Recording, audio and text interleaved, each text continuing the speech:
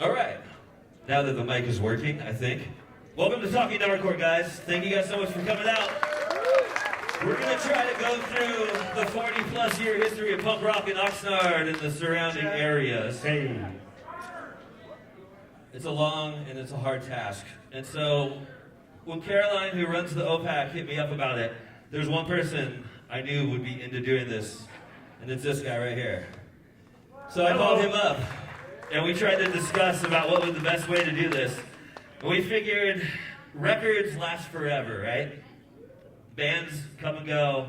If you put out a record, that record's going to be here forever, and that kind of timelines what has been going on in this area. So what he did was made these short videos timelining record releases and stuff that was happening around them through the years. So we're going to watch some videos, then we're going to talk about the videos and kind of bring the videos to life.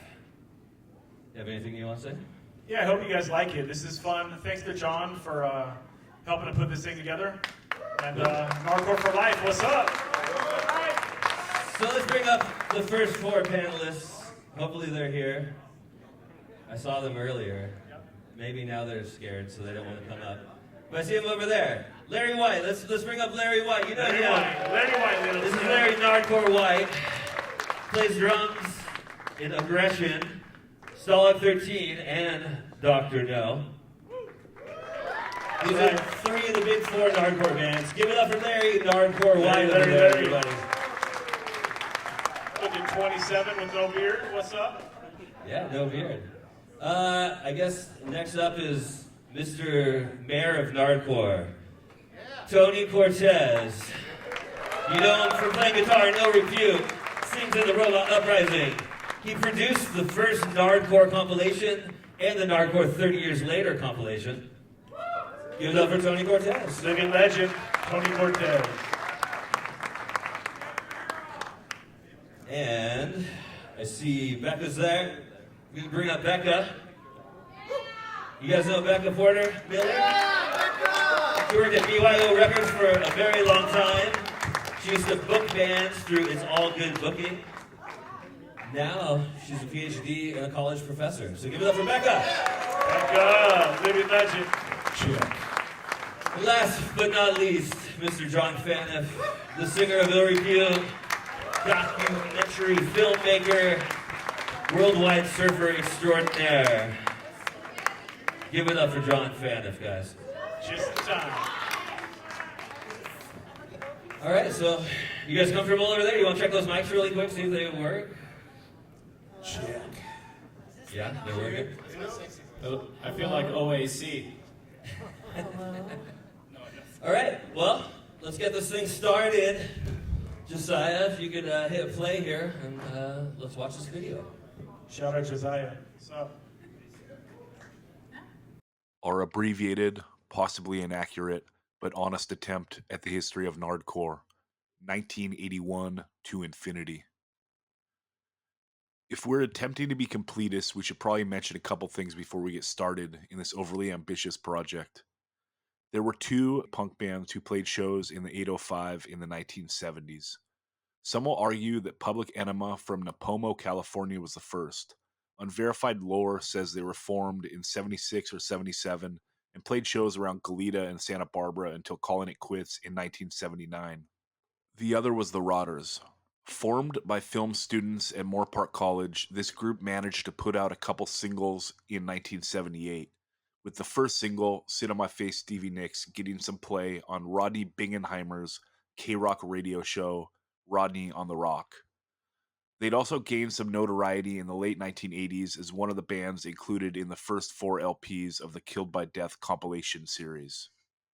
While the Rotters get name-checked sometimes as the start of Nardcore, they're more the answer to a trivia question than a catalyst. The true catalyst for what would become Nardcore was a band called Agression. Depending on who you ask, they formed in the late 70s or the early 1980s, but by 1981, they were already playing legit shows, both in Los Angeles and Oxnard. 1982 rolled around and more bands got rolling. February 12th, 1982 was Ill Repute's first show at the Port Hueneme Community Center.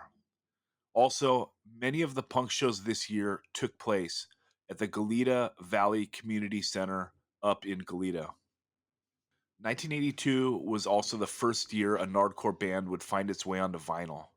That year, the Better Youth organization released an LP titled Someone Got Their Head Kicked In that featured 3 Aggression songs. They would also do a full US tour that year with Battalion of Saints from San Diego. Ill Repute's Clean Cut American Kid would also appear on the Rodney on the Rock Volume 3 compilation that came out in 1982. It should be noted how often some of these bands were playing Los Angeles. Clubs like Godzilla's in North Hollywood, Cathay de Grande in Hollywood, the T-Bird Rollerdrome in Whittier, and Lazzaro's and the Olympic Auditorium in Los Angeles played host to Nardcore bands in 1982. At this point, we should probably also mention what Nardcore is. It's simply a mashup of the words Oxnard and hardcore. The story is that one day some dudes were listening to the album Hardcore 1981 by DOA, and someone said, "If this is hardcore, we're Nardcore." Then they ran with it. The term Nardcore went on to categorize all the hardcore and punk bands from the Oxnard and surrounding areas, stretching from Santa Barbara to Simi Valley. By 1983, the scene was in full swing. Shows in Santa Barbara started happening out of La Casa de la Raza. This club would host shows off and on all the way through the present day. 1983 also saw Casa Tropical at the Oxnard airport start doing shows.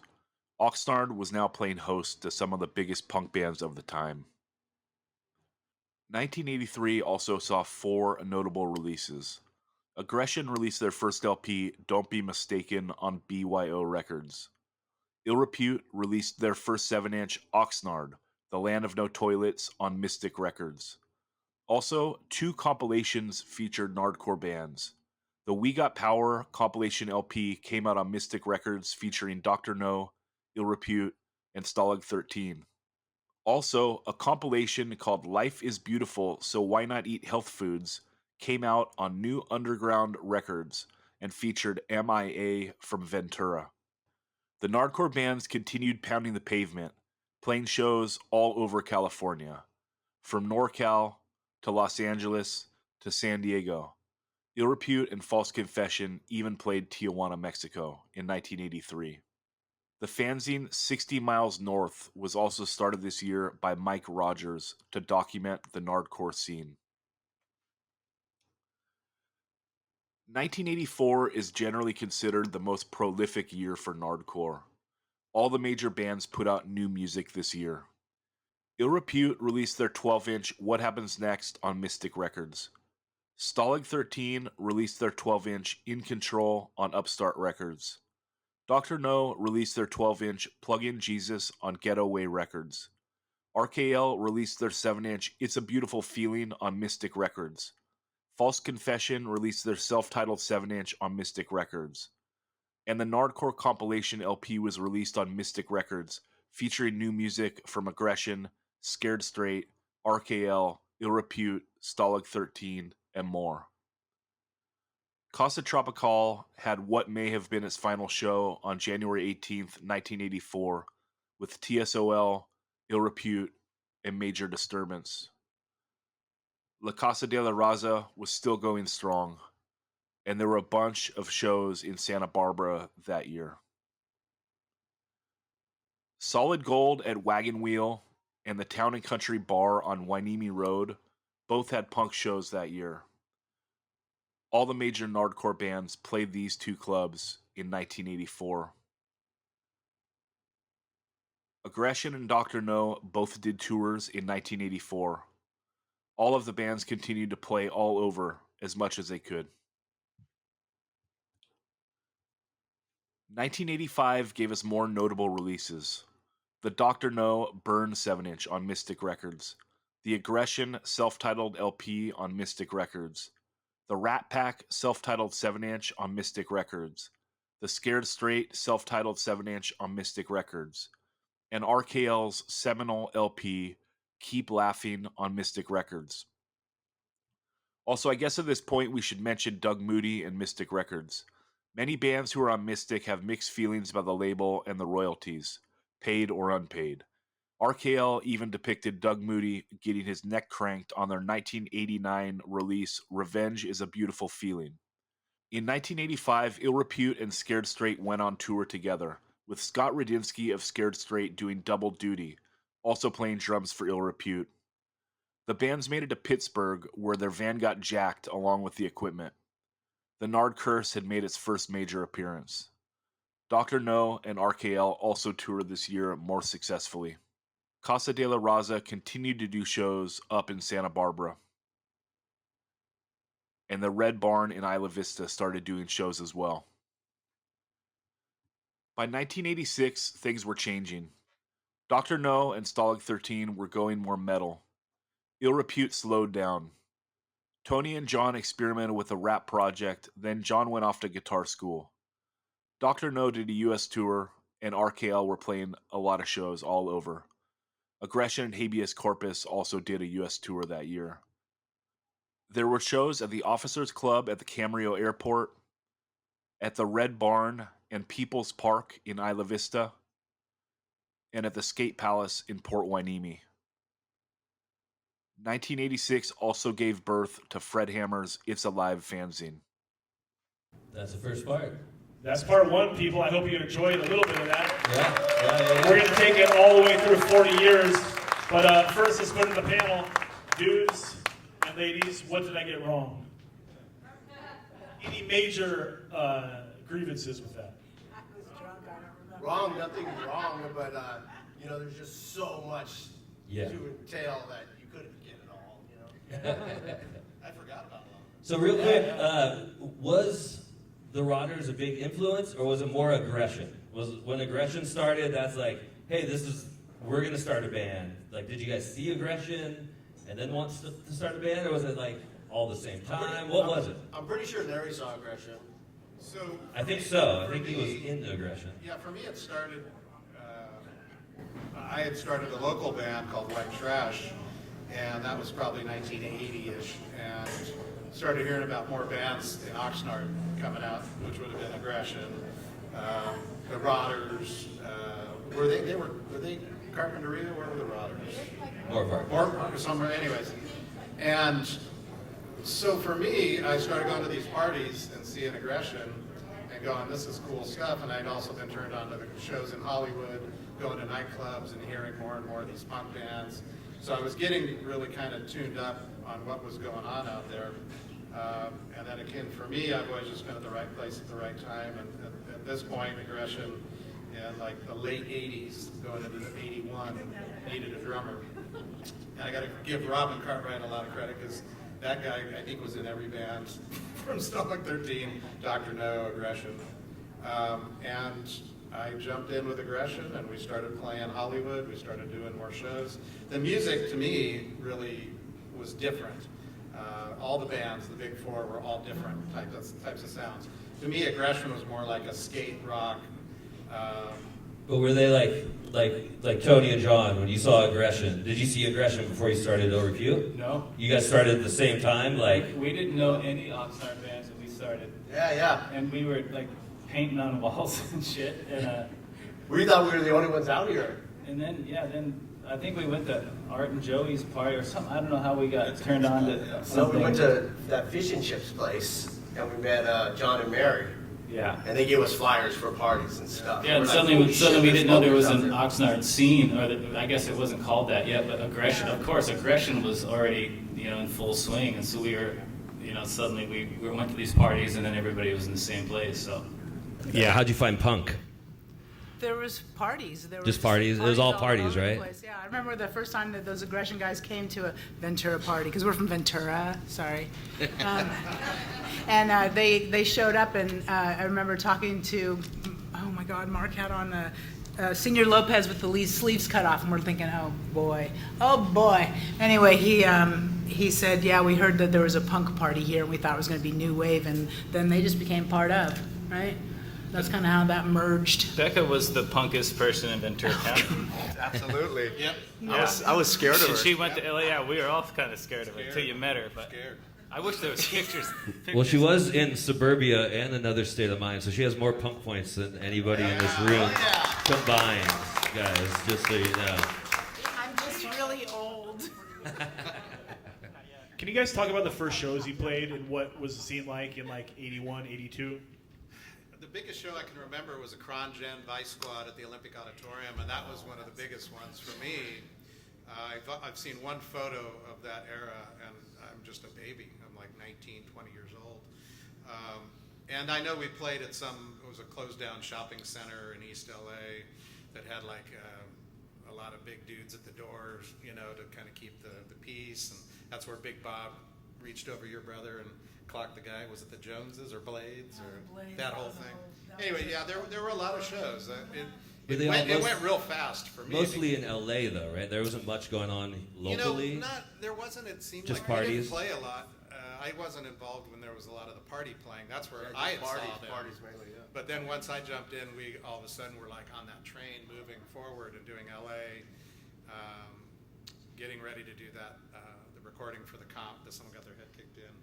So that's what I remember a lot of. I know we did play Santa Barbara. I know we played at UCSB on the radio station once.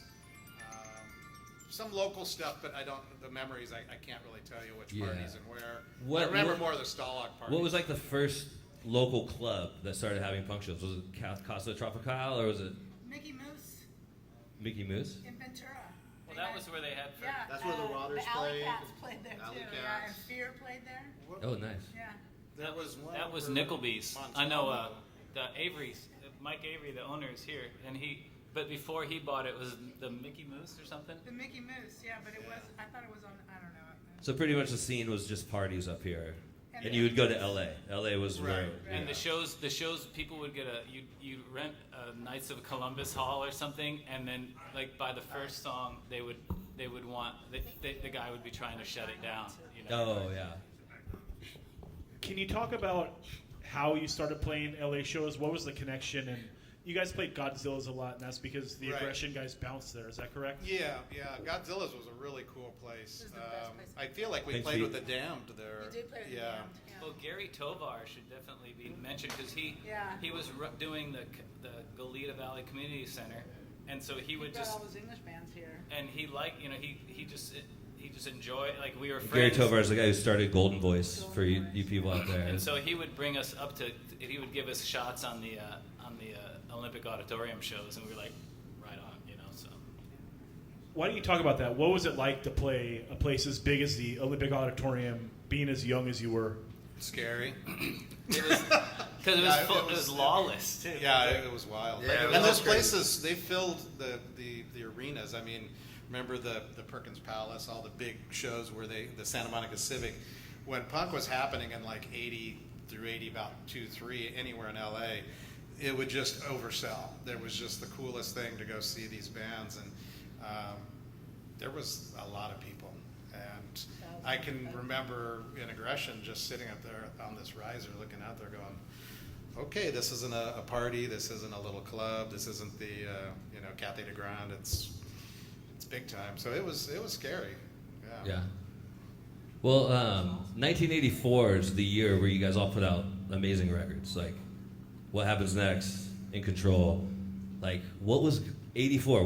Why are all the good records? Dr. No, Plug In Jesus. What was going on in that year specifically that it just seemed like you guys are all on fire, everyone in Oxnard, like putting out great I music? feel like and I was starting to say all four, Repute, Dr. No, Stalag, and Aggression, all had a different sound.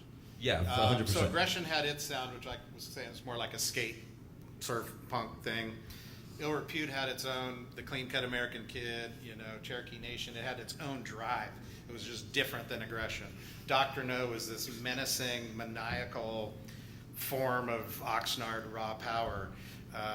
It's all these bands were so different, and Stalag was like, I kind of considered it the like straight edge, like skate punk band. So everybody had this different steam, and So we didn't compete. yeah, there was You know, never. we We were always could be cohesive at any show we all. And you see a lot of the flyers, a lot of the same bands are on them because it was so different. It wasn't like everybody was emulating somebody else, and that's Yeah, you what's guys- something that's so but I amazing that think- after all these years, the bands never.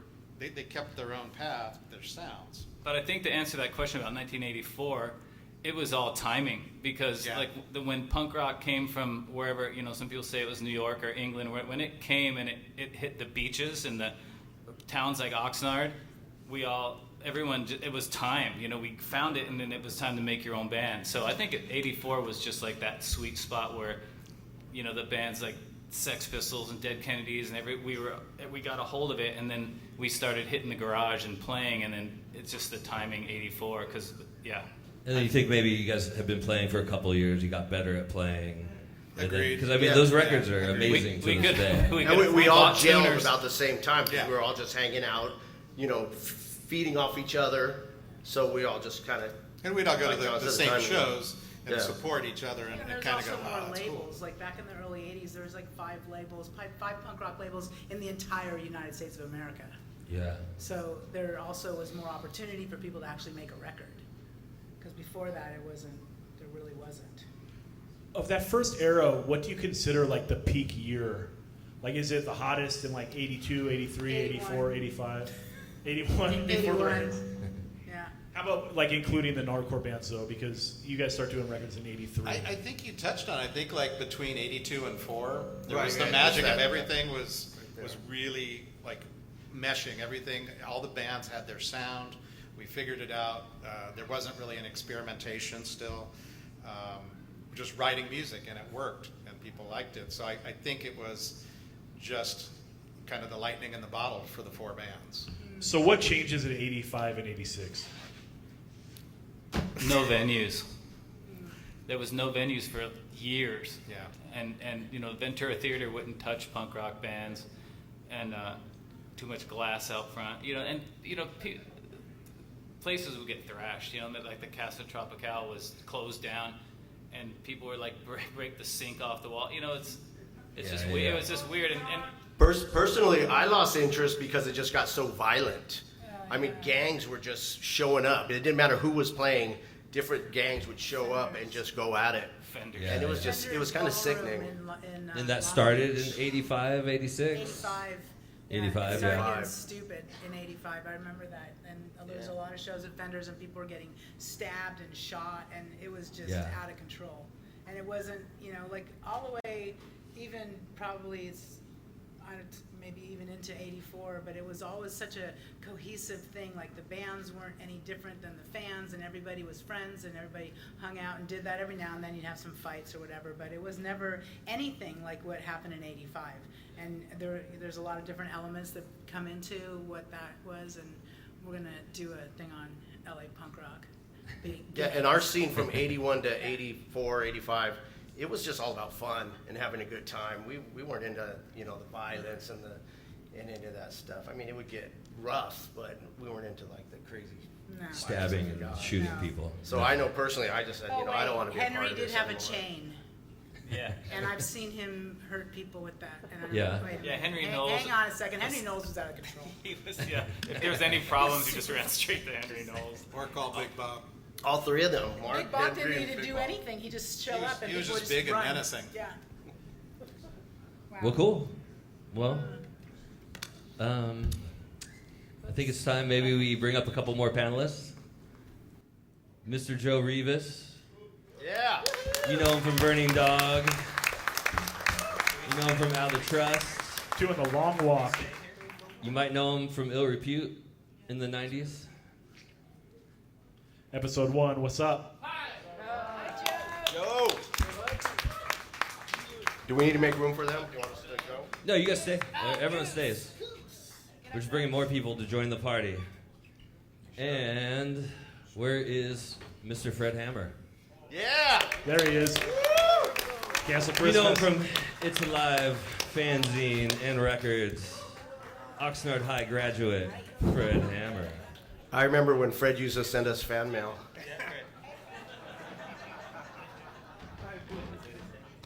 Nice. All right, so now next video, please. Josiah back there.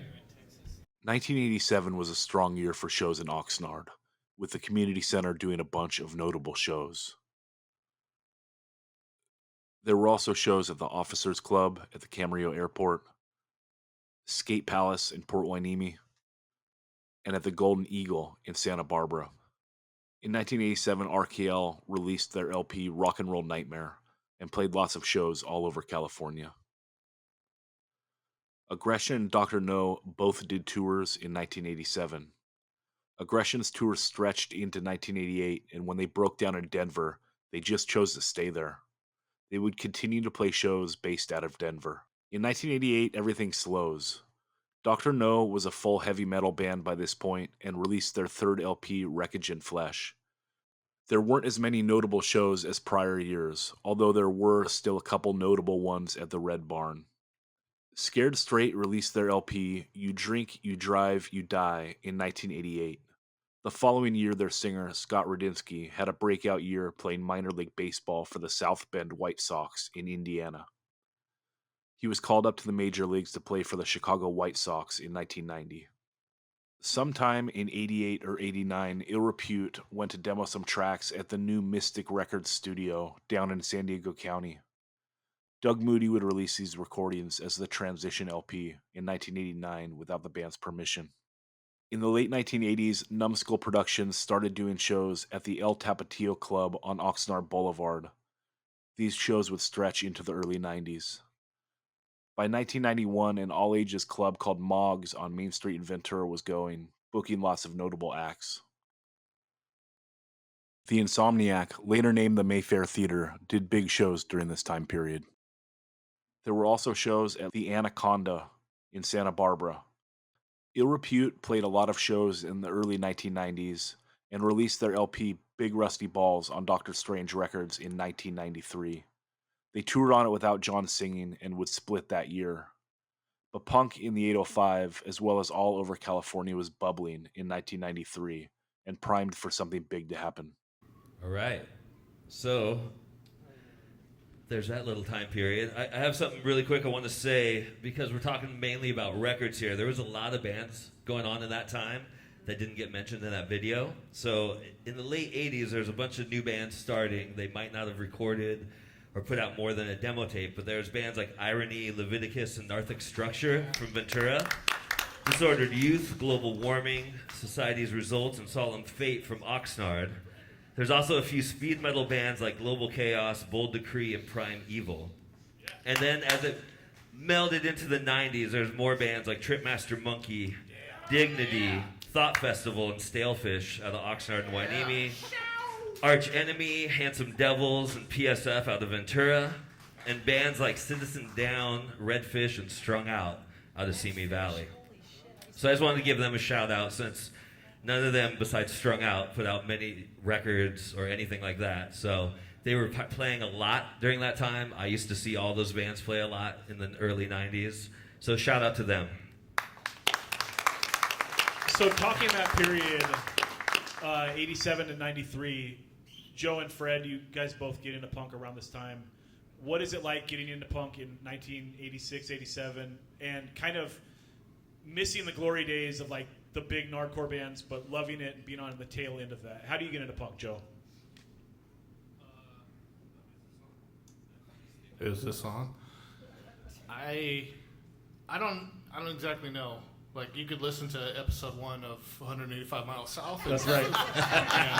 and find out the whole story. No, actually, because I grew up in South Oxnard in Wainimi Beach, and Tony and John were always at the beach, especially John. And like, I met John when I was a kid, and I knew I wanted to be a punk, but I didn't know how to do that. And there's a couple guys here that we used to have a lip sync band, and we would dance around his garage to Ill Repute songs, and like we had no idea how to play guitar or anything at the time, but we knew that that's what we wanted to do. At least I did. Hi, Troy. Fred, how do you discover this, and how do you also decide so young that you want to document it? Hello. I discovered it. A friend of mine had an older brother, and he got an Ill Repute album for his birthday, and from that day on, it was on. And then a friend of mine who I raced BMX with, who's actually here tonight, Artie, he had a driver's license, and he just started taking us to shows. And I didn't have any really music ability, So I said, well, I can't really play an instrument, so I'm going to make flyers, and I'm going to do a fanzine. And from seeing 60 Miles North and Maximum Rock and Roll and Flipside, I just said, well, can't really be in a band at this moment, so I'm going to do a fanzine and just go from there. Nice. Well, for you guys, what happened?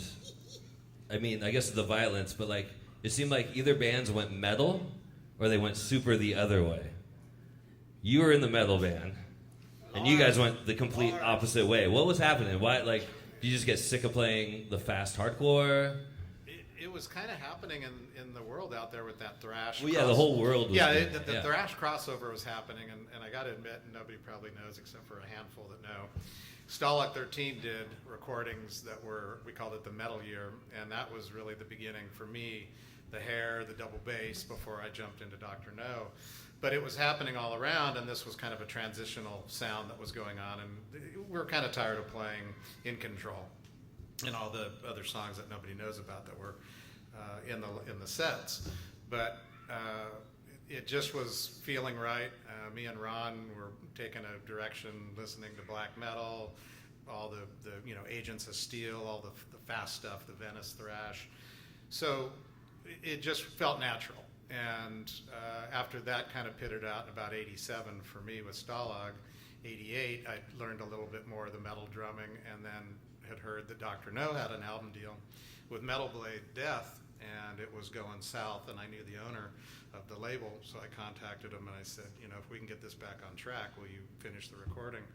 So 88, that got finished, and then did the tour that was the end of 88, 89, to the East Coast and back. And that was only about 2 years for me with that, and then I went back to the original Stalag after that. Of course, there were other bands in between that, experimenting with. So what about Ill Repute guys? You guys went the opposite way. Well, we took a little bit of a break, and then while we were on break, John went to GIT and learned how to play guitar really good. So it's like just a good actual guitar player. Really good. Yeah. He was more betterer, and we kind of went that alternative rock with / punk sound. And I've just heard stories of the show you guys played with Operation Ivy in LA that turned into a riot because people were so mad at what you sounded like. Is that true? Yeah. Oh, that was absolutely true. Absolutely. How was that? I got the broken scar nose to prove it. Ooh. Full beer can directly to my face, and I had to go to the hospital that night. Oh shit. Yeah, people were not liking that, all those bands that were doing all that. They're changing. Yeah, like It's just because you get better at playing your instruments, right? The Brigade, oh my God. Yeah, the Brigade. I think 7 seconds went really Yeah, soft, even you know. BYO Records went to the shithole with all that stuff too. Just 19 made bad choices. You know, with the lack of alternative shows, before it was okay to be alternative. And they were like Bad Religion, did that Into the Unknown, Into yeah. the Unknown, 7 Seconds, the New Wind stuff. Adolescents. It wasn't just here, it was Yeah, Everywhere. It was just kind of a feeling that Just what people happened? were seeing. it fully, like, it lost its identity fully. Like, the violent closed all the venues. It just seemed like there's nowhere to play, and so everyone just sort of scattered. Yeah, 'cause Except already- No Effects. It seemed like No Effects was the only band that just didn't go. Kept metal. going. They just But- kept playing punk. Yeah. But to Joe, And that didn't really work out for them too good. Nah. But to Joe and Fred, you're getting into the scene in the late 80s, right? And there is stuff going on. There's shows. So there's an older generation that is kind of, for whatever reason, getting over it for that time period. But you're like the fresh blood coming in. What are the shows like? What makes it exciting to you? What connects you to punk? Well, there weren't, like they said, there weren't a ton of shows. There's a lot of parties. There's lots of parties. That's mainly what we got. There were some shows here at the Oxnard Community Center. There are shows in '87 here. Yeah, Correct. yeah, in the room next door, but Big ones. big ones. But also like gnarly fights at those. A lot of violence. Always. And there were still Sometimes parties. between the bands. Right. But for And I you mean, guys, like, getting into it, because I got into it a couple of years later, that was kind of exciting for me too, the violence. Like, I know you guys hated it, But to me, I would go to a show, I'd be like, fuck, I might die right now. And then it was kind of exciting. Like, oh, fuck yeah, I survived. I survived. Was it the same for you guys? Or no? It was the same. I mean, I'm not a big guy, so I was, I could run out the back door or just, whatever. No one really bothered me. But yeah, it was exciting. There was lots of violence and a lot of crazy stuff, and that was part of the excitement. And you see all these flyers and artwork, etc., and that's more what like I gravitated towards. Like I said, I couldn't really play an instrument, so I was like, well, these flyers are a big deal, this artwork, and that was a big part of it, and to this day. Coming out of the 80s into the 90s, there are shows that start up in the early 90s in Ventura. What was it like in that era? A lot of skinhead violence. Yeah, the Geraldo thing happened where the big skinhead thing fight on there, and then as soon as that happened, then everybody wants to be a skinhead after that. But that's 87, 88, I guess that happened. Yeah. Well, I know when I started going in 91, it was just gangs. Right. Yeah. There's just gangs. What year was that Tapatio on? That was 89. 89. Yeah, that's when there was a lot of skinheads. Yeah. And I mean, Ill Repute would play at the Mayfair Theater. There'd be 500 people there, and there'd be gangs just fighting each other the entire time. But you guys would draw a lot of people. And I think... That's not a lie, Pete. I think... Ask Green Day. We'll have another Green Day show. You were in jail. What do you know? I think that violence scared a lot of like new people away. Like people would come and go, but it was big too. There was a lot of people going. Or they laid low. Huh? Or they laid low, and that's what was going on in Ventura. Like the Ventura thing was, everyone was not hiding. I don't want to say any of those kids were hiding. As the Crusties come in, and our next thing here, right? Like that scene was fostering completely aside of everything else that was happening, because they didn't want to be part of that. Yeah. But what I want San Francisco. But Ill Repute is playing a ton in the early 90s leading up to Big Rusty Balls. Like, what was that like? What were the shows like? And what was the vibe like? Because you're playing a ton of shows. Yeah, like Moggs, that era. Yeah, it was. It was really fun. I mean, because that's when I was playing guitar, and we were doing kind of moving towards Big Rusty Balls. But we were playing the old stuff too, and it was just really fun. It seemed like Moggs would be packed, and it seemed like the Ventura shows. I don't remember a lot of violence at Moggs really, because Pete was there. Yeah. And he would just. Yeah. He was like the bouncer that he would snuff it out like long before he'd go on watching. He'd know who to watch, and anyway, it was I don't remember, but I remember being fun. Yeah, you guys played a lot, and then shortly after punk blows up, could you guys feel anything in '93 like it was going to explode? I mean, Nirvana was already out, but could you foresee what was going to come? The Tapatio show we played, Eddie said Nirvana wanted to play on that bill, but they wanted $900, and he couldn't. Yeah, Bleach. And they weren't worth it. At the time, I know. Silly decision, Eddie. Well, I think we're going to take it to 1994. Unless you guys have anything else to bring up about this era? I wanted a real quick fun fact about the Ill Repute Transition LP. Mystic put that out, and Doug Moody thought that was John Faniff on the cover, but that's just a random person. Stage diving? Yeah, it does look like you. We saw the record, like we saw it in a store. We had no idea. You had no idea he was going to put it out. Yeah. You gotta love Doug Moody. 1994 saw a punk explosion, with both Green Day and Offspring releasing platinum albums, the former on a major label, and the latter staying on their independent label, Epitaph Records. The previous year, in 1993, RKL had gotten back together to release their LP Reactivate on Epitaph as well. In 1994, Epitaph would release their final LP, Riches to Rags. 1994 also saw 10 Foot Pole release an LP titled Rev on Epitaph. This band, previously known as Scared Straight, had put out their first album in 5 years the prior year, before quickly rebranding to 10 Foot Pole. Ill Repute would get back together for a couple shows with John on vocals before splitting again. In 1994, a band called Fooey released their 7-inch. This was the first new Nardcore band to put out a piece of vinyl since Scared Straight or Rat Pack in 1985. They also put out an LP in 1995 called Monsters of Rock. The singer worked at Record Outlet, where bands would often flyer shows and people hung out to talk about music or whatever. Dick Circus started in the summer of 1994 as a response to much of the violence at shows in the early 1990s, trying to make things fun again. It's Alive Records put out the Dick Circus 7-inch, as well as the debut 7-inch from No Motive. The first No Motive show was also the last Dick Circus show. Missing 23rd put out a demo in late 1995 and played their first show that December at Deja Vu in Montalvo. A whole scene of bands would rise up around the same time from Ventura, such as the Whatnots, Patient Zero, Exxon OD, The Goods, and the Unabombers.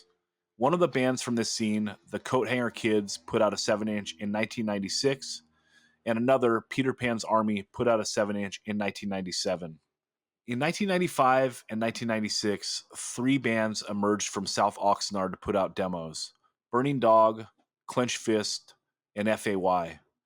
2 of these bands were also featured on the 1996 compilation LP on It's Alive Records titled Localism, which documented a ton of local bands in the area onto wax. It also featured new songs from Ill Repute, now with Tony on vocals, and Stalag, dropping the 13 from their name, back with a new singer. A band named Pig Alley was also on this record and would release their LP the same year, titled Rock and Roll Mafiosi. 1996 also saw the birth of Edge Records, started by Joey Lipke, one of the early Stalag 13 drummers. In 1996, Edge Records released the No Motive Cynical CD, the Stalag CD Conviction, and the Burning Dog Psycho Babble-ology 7-inch. Burning Dog also put out a CD on Edge in 1997 titled Last Days. So did Ill Repute, who released their CD in 97 called Bleed. No Motive signed with Vagrant Records and released their debut LP for that label titled And the Sadness Prevails in 1998. They pioneered a sound that they described as sadcore and would go on to be a national touring act for the next handful of years, touring with the likes of Alkaline Trio, Face to Face, Saves the Day, and Blink-182. They released 2 more full-lengths, Diagram for Healing in 2001 and Daylight Breaking in 2004. Another band of the sadcore genre was The Whereabouts, who would release a demo and CD in the late 90s and continue on into the 2000s, putting out music and playing shows. It should be noted that while there was a lot happening in the scene in the mid-90s, there wasn't a consistent venue in Oxnard or Ventura. Deja Vu changed their name to Horse Shacks and had several shows, but other than that, there were no venues in Oxnard or Ventura that had longevity. Much of the scene was based out of a club in Goleta, California called The Living Room, which was an all-ages collective that was supportive of all types of underground music. And also The Pickle Patch, a literal living room in Isla Vista, California. In 1997, a laser tag spot in Oxnard called Laser Star started having shows in the Party Room.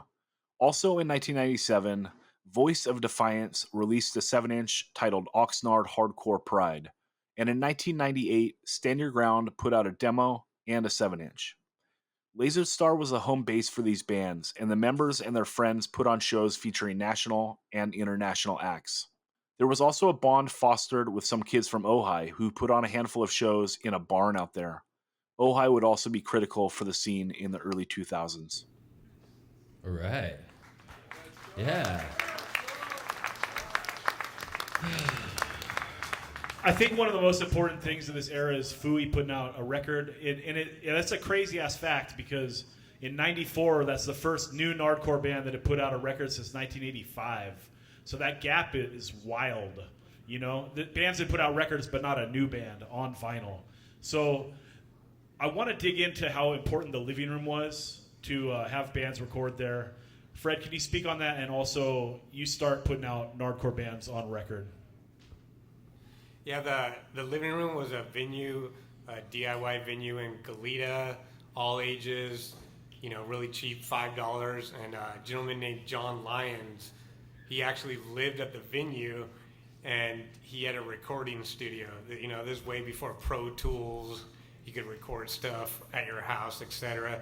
So he had a little recording studio though, and I think he charged something like $10 $10 an hour. And he was a cool, super mellow guy. And I had put out a few records, and I said, let's get some local bands. And I took No Motive down there, Dick Circus, and decided to do a local compilation called Localism. And that's where it went. Nice. So we have a place to record now. Do you think a lot of the bands before this didn't do much because it was a lot harder to record with newer bands, right? Absolutely. I mean, they could probably tell you more, but a recording studio, you would think, it's like Guns N' Roses, a huge, just $100 an hour that, young people couldn't afford. Yeah. Becca, you were at BYO, so you know this from the inside track. How hard was it for bands to get into a studio, record, and put out a record? Around that time, there was just nothing available that was affordable. And so when, if they were, what's that guy's name? The guy from LA, he died not too long ago. I can't believe I can't remember his name right now. It's killing me. Nope. Say that memory's the second thing to go. Memory's the first thing to go. Alcohol was the second thing to go. Huh? Well, whatever. There was just only a few places that would even touch punk rock. And, it was amazing because you think about everybody's doing, Epitaph was the label, right? And then Fat Records came around and they were that was around that time, right? Yeah. And they, the other, so it's San Francisco and LA, there were places, but anybody that could get into those places, it was way too expensive. So am I answering your question? Because I feel you're leading into that guy's name. Yeah, because you're saying that in that whole gap of where there's not vinyl coming out of Oxnard is because it's hard to get into the studio. So we're trying to set up how the living room being available. You just go to Toledo, you pay $10 an hour. $10 an hour. That's Yeah. amazing. I didn't know. We would probably send some BYO bands up there. John would love that. Gold Mine was around, and I think for a long time. Gold Mines, yeah. they were over there, and I remember doing recordings there. And then there'd be pop-up studio stuff that guys would have some portable, 8-track, super DIY, in an office building with sound partitions and. But everything was getting really weird Gold Mine. too in the business, right? Because that's when punks are blowing up, right? Yeah, and right then. And if you didn't have sound scan, if you didn't have these huge numbers, you couldn't even get a show. I was booking tours and people would be like, oh, what's their sound scan numbers? I'm like, what? What is sound scan? That was this whole thing. It started getting super corporate. And, being, little punk rockers who don't like corporate, nothing, we were freaking out. But you had to get on board or your bands weren't going to get, the records weren't going to go anywhere. Or the pre-sale and it was just ticket getting thing. weird. Yeah. Oh, my God, yeah. So, Joe, you'd played in bands in the late 80s, but in the 90s, you get Burning Dog together and you make an effort to go record, put out a record. What is the change? Well, the living room is the change for that. But now that's a professional, and I'll say John was professional, John Lyons. But there was hundreds of DIY 4-track tapes that came out during all of that time. Narthex Structure to Handsome Devils, a whole bunch more. I can't think of it. But no one took the step to get it on vinyl after that. Yeah. They're all cassette Now the tapes. vinyl thing happened for us because the Edge Records decided that they wanted to actually press that, and when Joey said he was going to do that, we're like, okay, well, cool. And we just took our demo that we had recorded with John and pulled songs off the demo and pressed that, which we just reissued. But the recording coming out of the living room, you could get it on DAT, which is what you needed to go to the pressing plants. That's the format that they deal in, right? Instead of having a cassette. John, you start your bands around this time. What was it like starting Dick Circus and starting Missing 23rd? Well, starting Dick Circus, I just met some people, Impressive, yeah. and I said I could play drums when I did not know how to play drums at all. And our singer Summer, her dad was the drummer from the Fabulous Thunderbirds, so she had a drum set, and I'm like, I could play drums, and I just showed up and faked it, and then kind of got better, kind of, and then I'm still playing drums to this day. It's crazy. And Missy 23rd, we did Dick Circus. It was fun and kind of bouncy and more happy. And then Missy 23rd, we wanted to be Minor Threat. So we started a band to try to be Minor Threat, and that's what we did. And we started playing, and I loved playing so much that we started touring, because if you love to do something like playing a show, you can't play a show every week in the same town. You got to get out and play other places. So that's what happened with Missing 23rd, and we drove around the world in a shitty van for 10 years. How about that? Right? Yeah. Crazy. So, real quick to the Ill Repute guys. I hear a rumor that you guys could have signed to Fat Records. Is that true? It was Fat Records or Dr. Strange? They talk to us, yeah. He, if you ever notice about Fat Records, they have a certain sound. Yes. So Mike will produce it, and so he'll change your songs a little bit, and for the better and stuff. And I think we were a little resistant to that. And then Eddie also kind of said like, you should go with Dr. Strange. Because they were more established at that time. Because Eddie was kind of our manager at the time, Eddie Numbskull. And we didn't know how to do that. Not till later. Jamie just has that. But I love Big Rusty Balls, and I hope one day you guys will play that song, the whole album live, one day, maybe. Well, I think you guys want to take a break, or you want to keep going? Right now is our intermission time. Keep going? Keep going, no intermission? All right, let's keep going. Fuck it. 1999, let's go. In 1999, Ventura Theater and Laser Star had some shows. Stand Your Ground and Voice of Defiance both broke up that spring, and shows at Laser Star struggled that summer. In October of 1999, In Control released their demo and played their first show, which was also the final show at Laser Star. In the year 2000, In Control released their first 7-inch, the Nardcore EP, on Camel Clutch Records. On October 8th, 2000, Mark Hickey of Aggression passed away. There was a large tribute show at the Ventura Theater to commemorate his passing. The Missing 23rd released their second LP, Control-Alt-Delete, in the year 2000 on Sessions Records, and embarked on a 2-month-long tour of the United States and Canada. Over the next few years, they would tour the U.S. with GBH and Circle Jerks, and also became the first punk band from Oxnard to play Europe and Japan. They released their final CD, The End of an Era, and broke up in 2004. In Control put out their first LP in 2001, titled Another Year, on Indecision Records. They would follow it up in 2003 with their LP The Truth Hurts on Indecision, and a self-titled 7-inch on Rival Records. Between 2001 and 2003, they did 4 DIY US tours. Their last show was December 11th, 2004 in Ventura. Another side note, like the bond formed between the Oxnard and Ojai scenes in years prior, during these years a bond was formed between the Oxnard and Tehachapi scenes. Diehard Youth and later the Warriors and their members from Tehachapi would have crucial roles in the Nardcore scene. Holier Than Thou and Fields of Fire from Santa Barbara both put out records this year. Holier Than Thou put out a self-titled 7-inch and an LP titled The Hating of the Guts on 6 Weeks Records.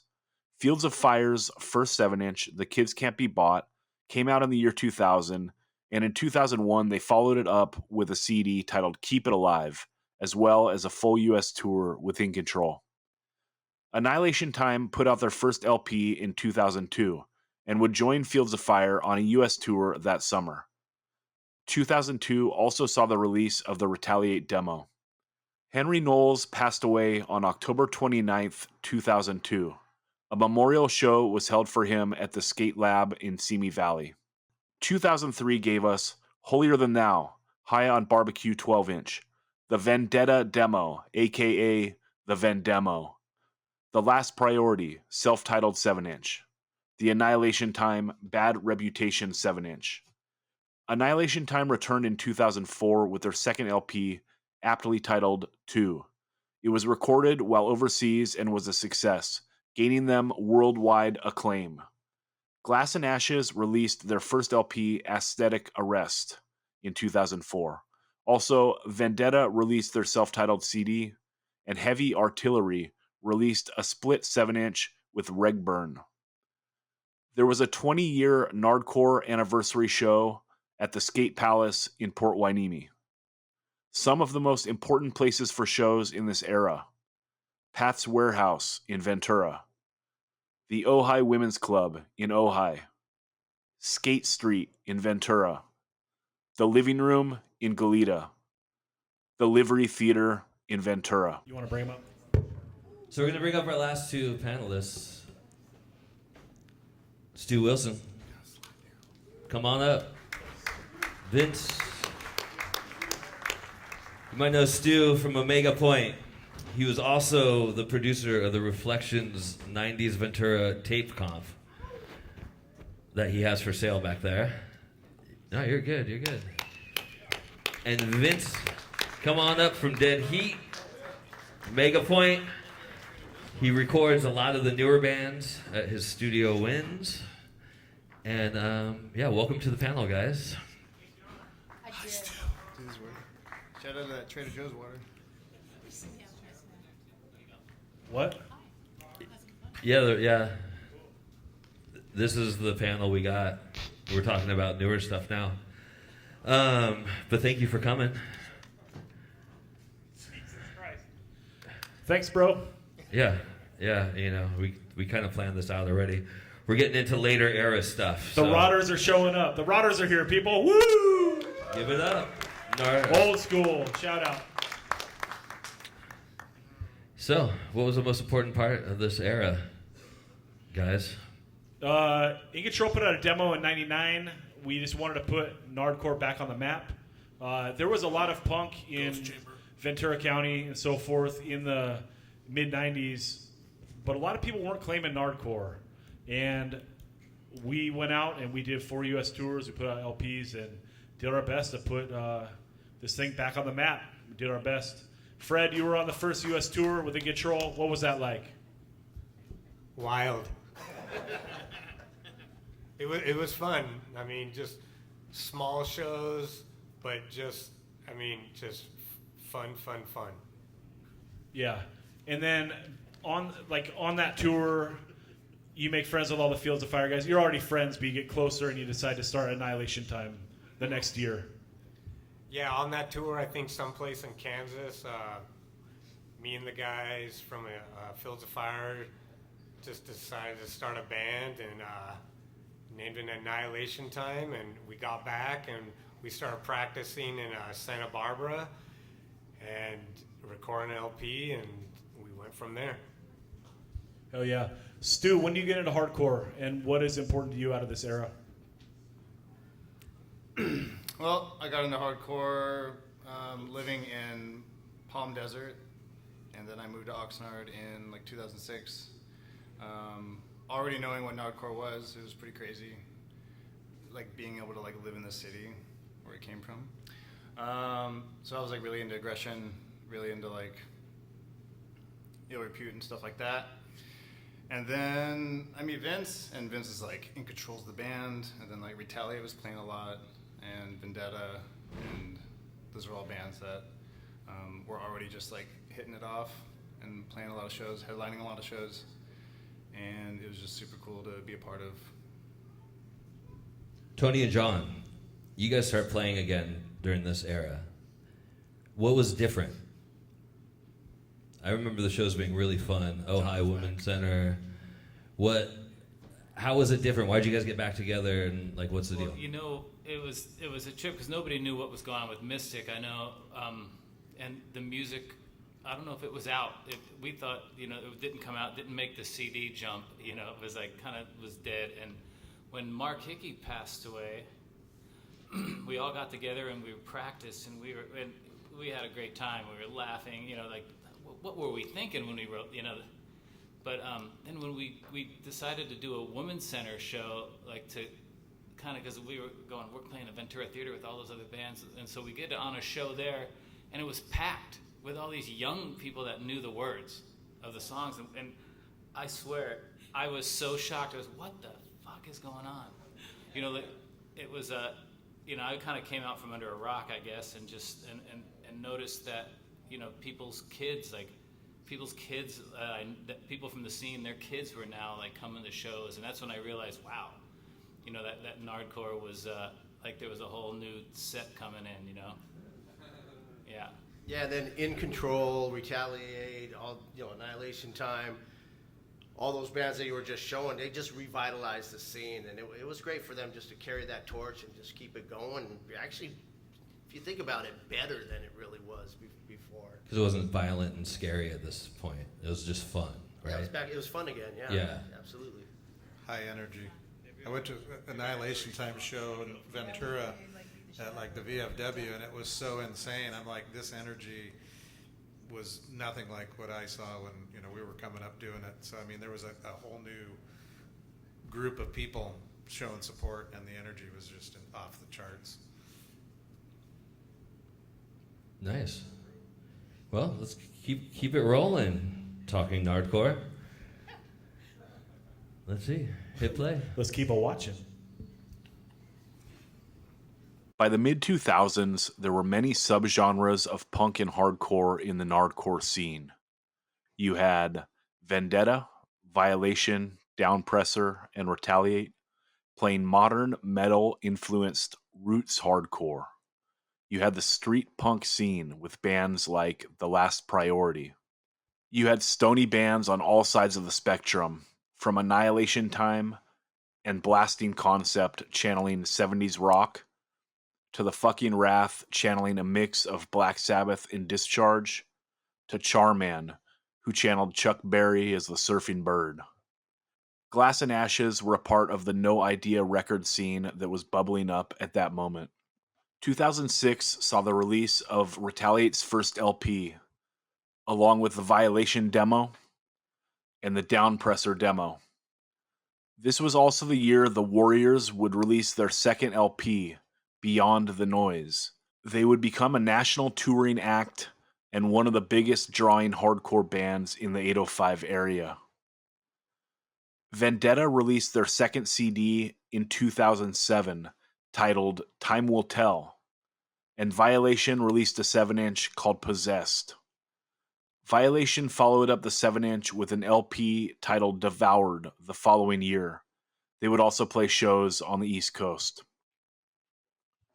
Downpresser put out a 12-inch called Perverted Justice in 2008 as well, and followed up with two 7-inches in 2009, a split 7-inch with Creatures, and a 7-inch titled Age of Ignorance. Downpresser became one of the most significant bands to ever come out of the 805, putting out a slew of albums and doing many national tours, as well as touring Europe. Dry Rot released their first 7-inch in 2006. It was an early release on the Ventura-based label Cold Vomit that would put out a slew of releases in years to come. Dry Rot would put out a handful more releases themselves, included an LP in 2009 on Parts Unknown Records. Many shows of this era took place at the Alpine in Ventura. The Alpine was also the location of the first and second installments of the Sound and Fury Festival. 2007 also saw The Fucking Wrath release their first LP, Season of Evil, and Glass and Ashes put out their self-titled LP.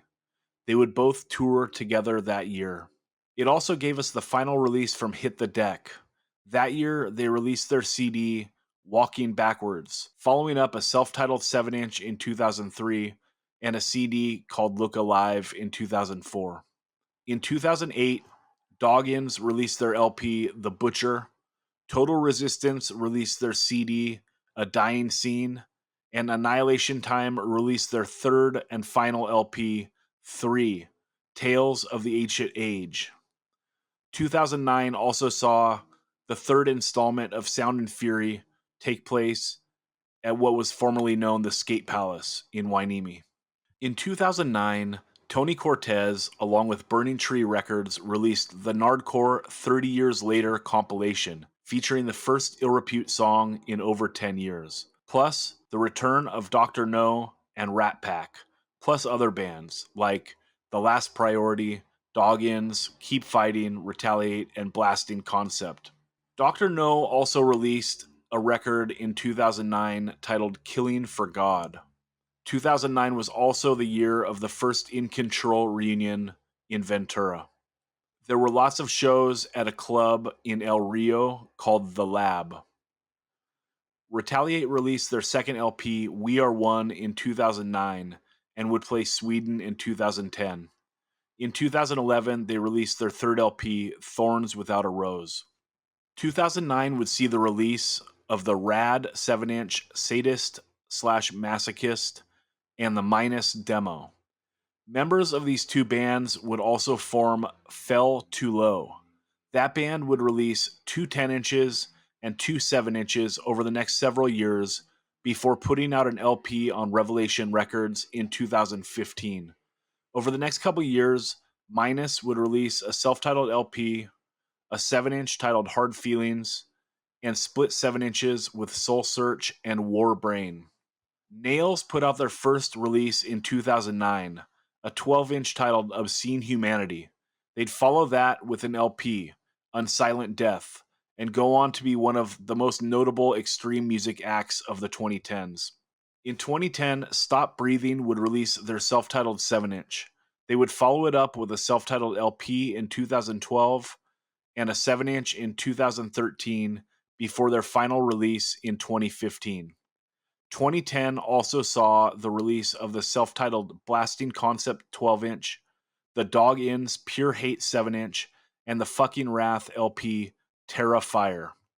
2011 saw Shattered Badge form from the ashes of The Last Priority and put out an LP titled First Offense. 2011 also saw No Motive, Winterlong 12-inch, Charman, Barning the West LP, Blasting Concept, self-titled 7-inch, The Fucking Wrath, Valley of the Serpent Soul. 2011 was also the year that El Rio power violence band Sordo released their first tape, a split with Cancer Patient out of Los Angeles. They would go on to put out more than 20 releases in the ensuing years. Many of the shows in the early 2010s were at Rock City Studios, an all-ages club in Camarillo. There were also a ton of shows at a bar in Ventura named Billy's. Some other significant places for shows in the early 2010s. Fresh Mex in Oxnard. The Library in Carpinteria. And Zoe's in Ventura.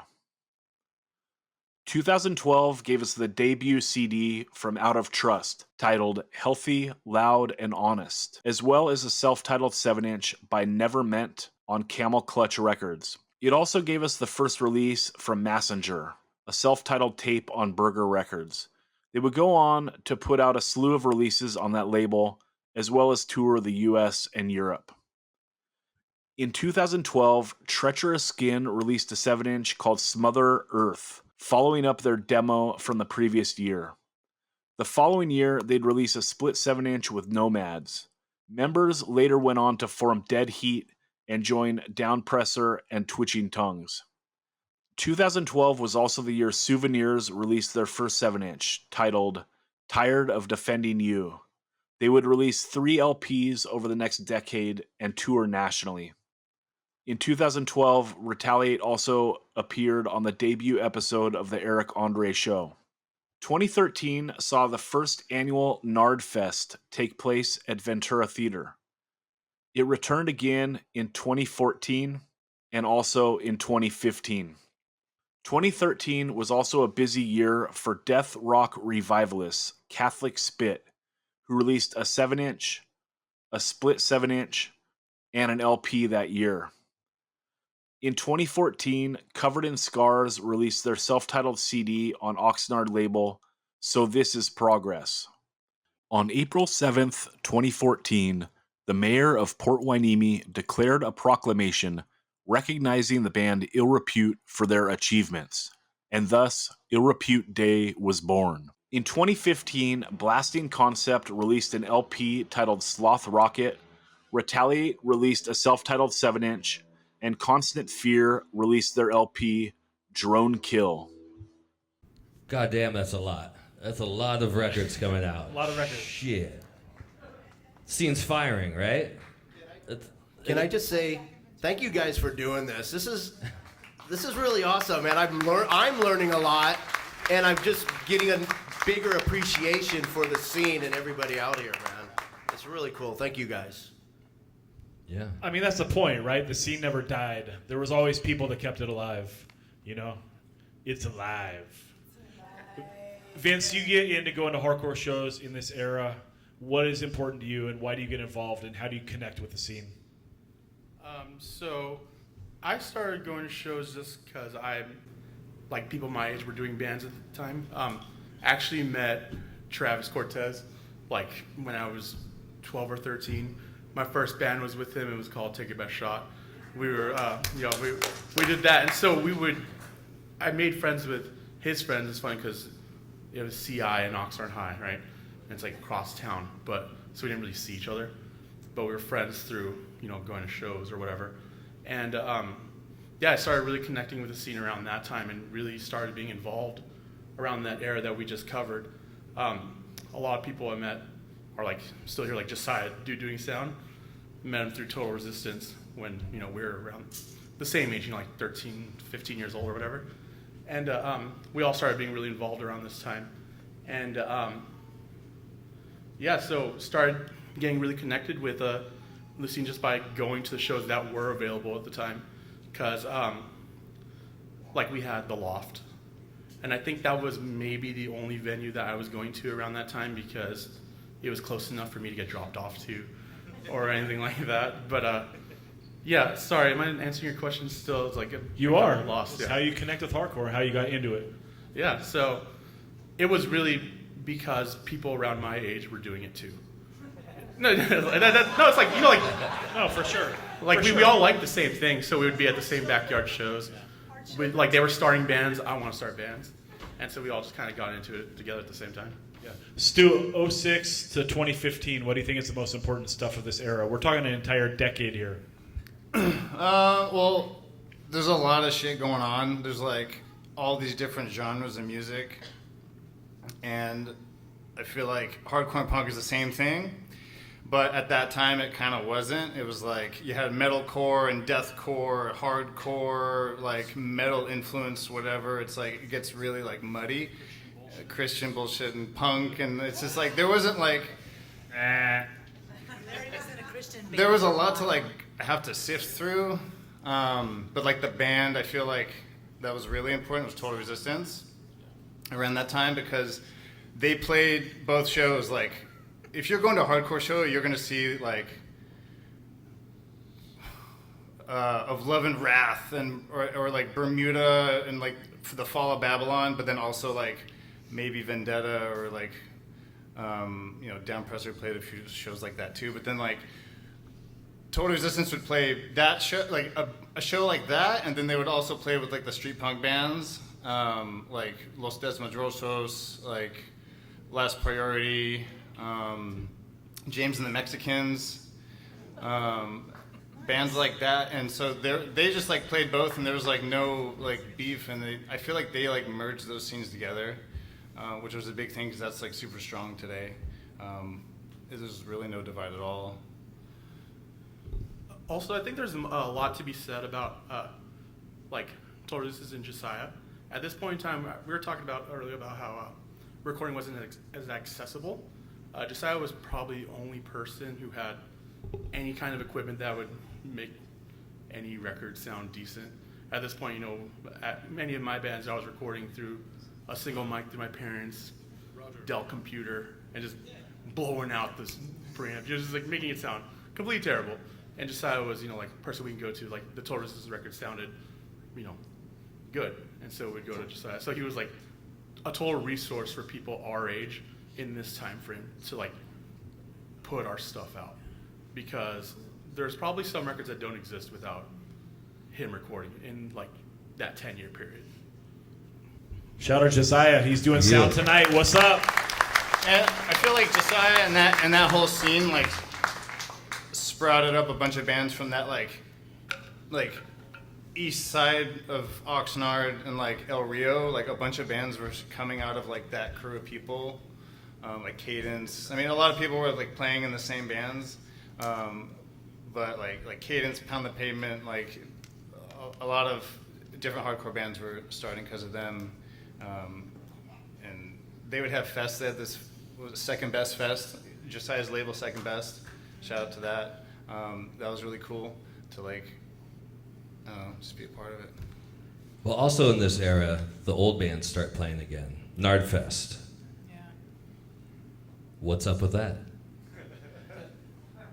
Reunion. What's up with it? What's up? Reunion. You just It was all Jeff Hershey's energy. yeah, right. Yeah. Starting Nardfest, False Confession started playing again. Stalag started playing again. All the old OG bands started playing again during this time period. Was it just Jeff Hershey getting Nardfest together? That was the catalyst of. Yeah, pretty much. Yeah, it just kept going. Yeah, because it was good to see all those bands. Like I never saw False Confession until they got back together. You know, it was awesome. So it's all Jarvis Leatherby's fault. Sorry if you guys don't know who Jarvis is. It's Jeff Hershey, Jarvis Leatherby. They may or may not be the secret's same out. person. Secret's out. They may or may not be the same person in Oxnard. Outside of Oxnard, they're not the same person, but in Oxnard, they might be. Well, I think Roger and Armand Armand both need some credit for all the like 90% of the music Yep. we just saw up there. They're the ones that shout out to recorded it, Armand. so. Shout out to Roger. It's Roger's birthday today. Happy birthday, wherever you are. Happy birthday, Roger. Yeah, because it wasn't for him. That's Bright Light Studios, and Armand's is the captain's quarters. Yep. Which you can go record there right now if you. Get a really good recording. You know, we were just talking about that. Well, he's not there, Doing a but- side hustle over here about recordings. Yeah. Right? How people can, like do on the computer now and record their bands, whatever. And we used to do it in a garage with one of those cassette players you push record, and they get a tape out of that. I booked many tours on those little tapes. I'm like, well, just imagine. Yeah. Just imagine what they actually sound like. Well, guys, how you guys doing out there? You guys all right? You still with us? Yeah? Well, I think we're going to take it home here. A question from Armand. What's up, Armand? That's right. Ghost Chamber? Yep. Shout out Ghost Chamber. The Ghost Chamber. What's up? That's my brother too, Davi. He's here somewhere. Yeah. So. The legend, Joe Rivas. That's right. Shout out Ray Camaro. All right. Ventura Theater. Boo. That's where the place was. They gave us a place to practice. So at that time, that place was good. All right, well, are we taking it home, Zach? Let's power through. All right, here we go. Last one. Let's watch it, guys. 2016 saw Dead Heat release their demo and play their first show.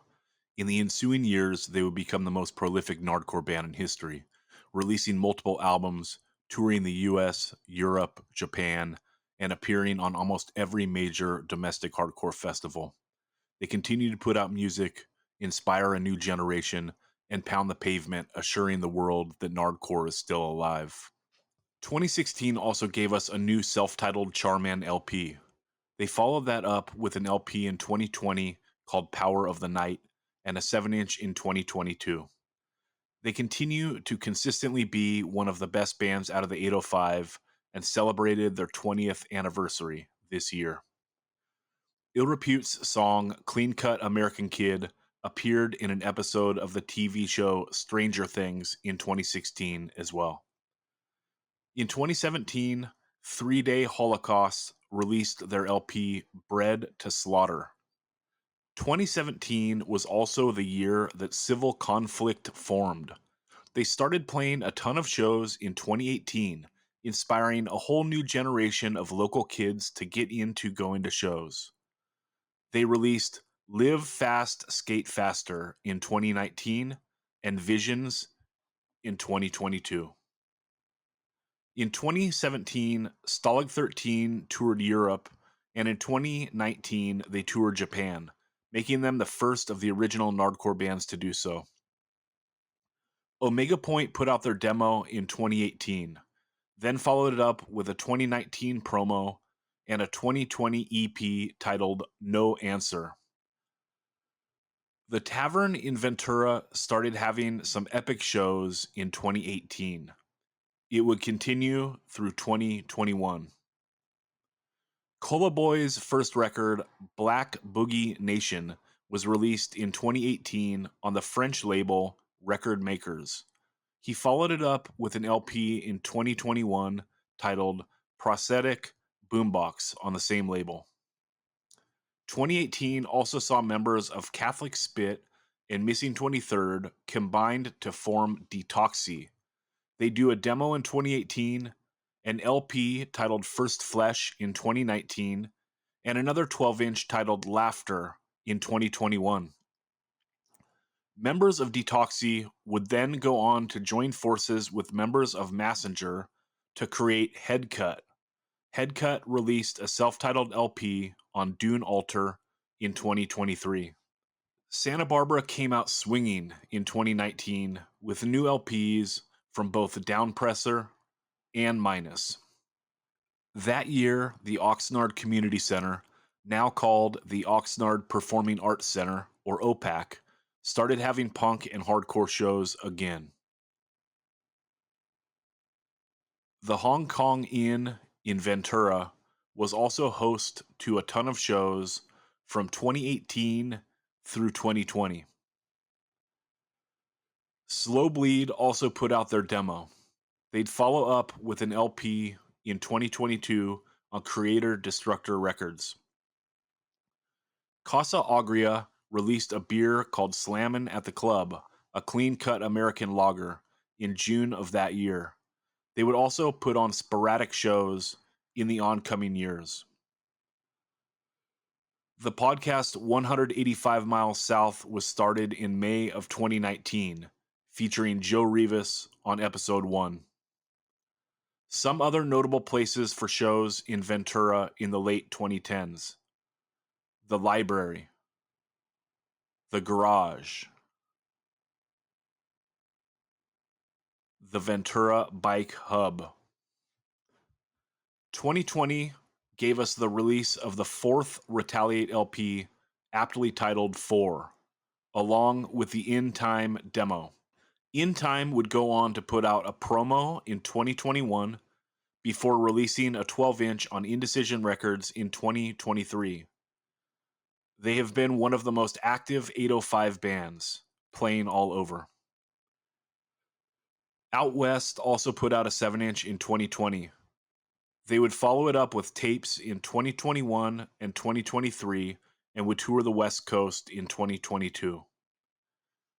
In 2020, 2 Nardcore compilations were released. First, Stu Wilson, along with FTK Records, put out Reflections, a 90s Nardcore compilation, on cassette as well as digital. It featured 43 Nardcore songs from the 1990s, many of which were finally released on digital for the first time. The other was the Nardcore for Life compilation on Indecision Records, an LP featuring 24 Nardcore bands releasing new songs, along with a digital bonus release of an additional 12 songs. I Decline also released a self-titled LP. In 2021, 2 veteran Nardcore bands released new LPs. Stalag 13 put out Fill in the Silence, and False Confession put out Resurrectionists. This is the year the CFF started having shows. It is Oxnard's first consistent DIY all-ages venue in years.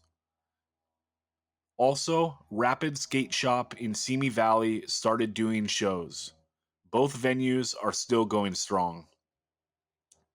This is also the year that Tarina put out their first release, Cerebellum Prison, and Ceramic released their first demo.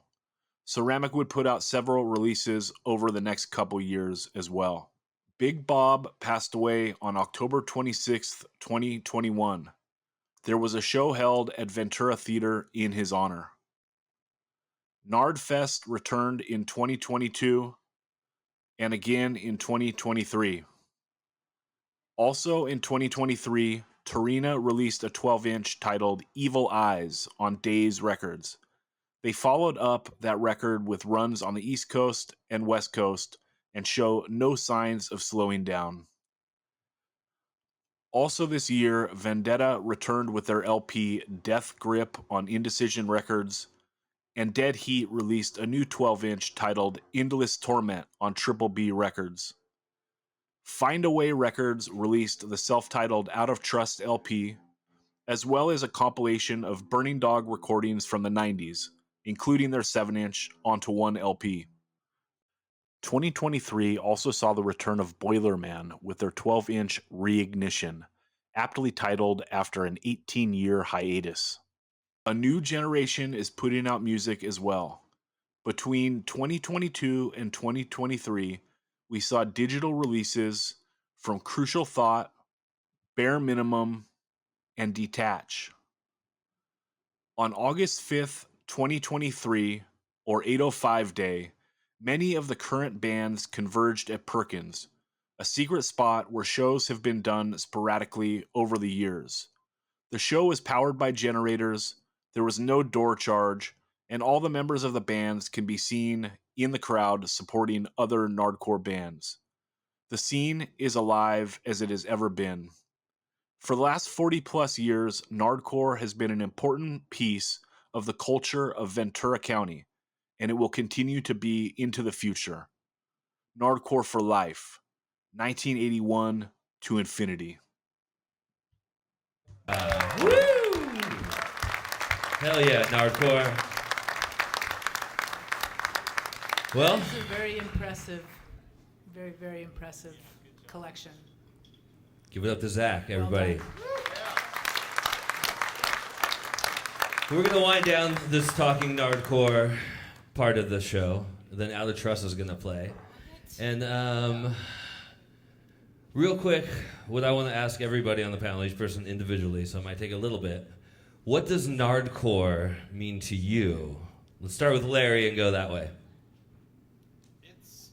It's a way of life. It's an involvement in something that I didn't think would be as big as it is, and just witnessing what has transpired over all those years it's really mind-blowing. But to me, it's family, it's music, it's good times, it's traveling, it's sharing a lot with people that you care about and you enjoy making music with.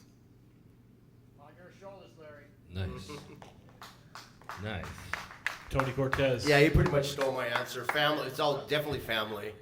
It's like, just such one big family and friends and stuff. And I've done stuff because of Repute travel that I grew up really poor, and it's, I got to travel the world, or not the world, but the country, like 3-4 times, and just do all kinds of stuff that I never would have. And meet lots of cool people, from the other bands to the fans to the people, everything, man. I just love it, really appreciate it. Hell yeah. I just find it to be like an amazing history of Oxnard. You know I'm from Ventura, right? I know. But you're okay. The one thing that when I think back,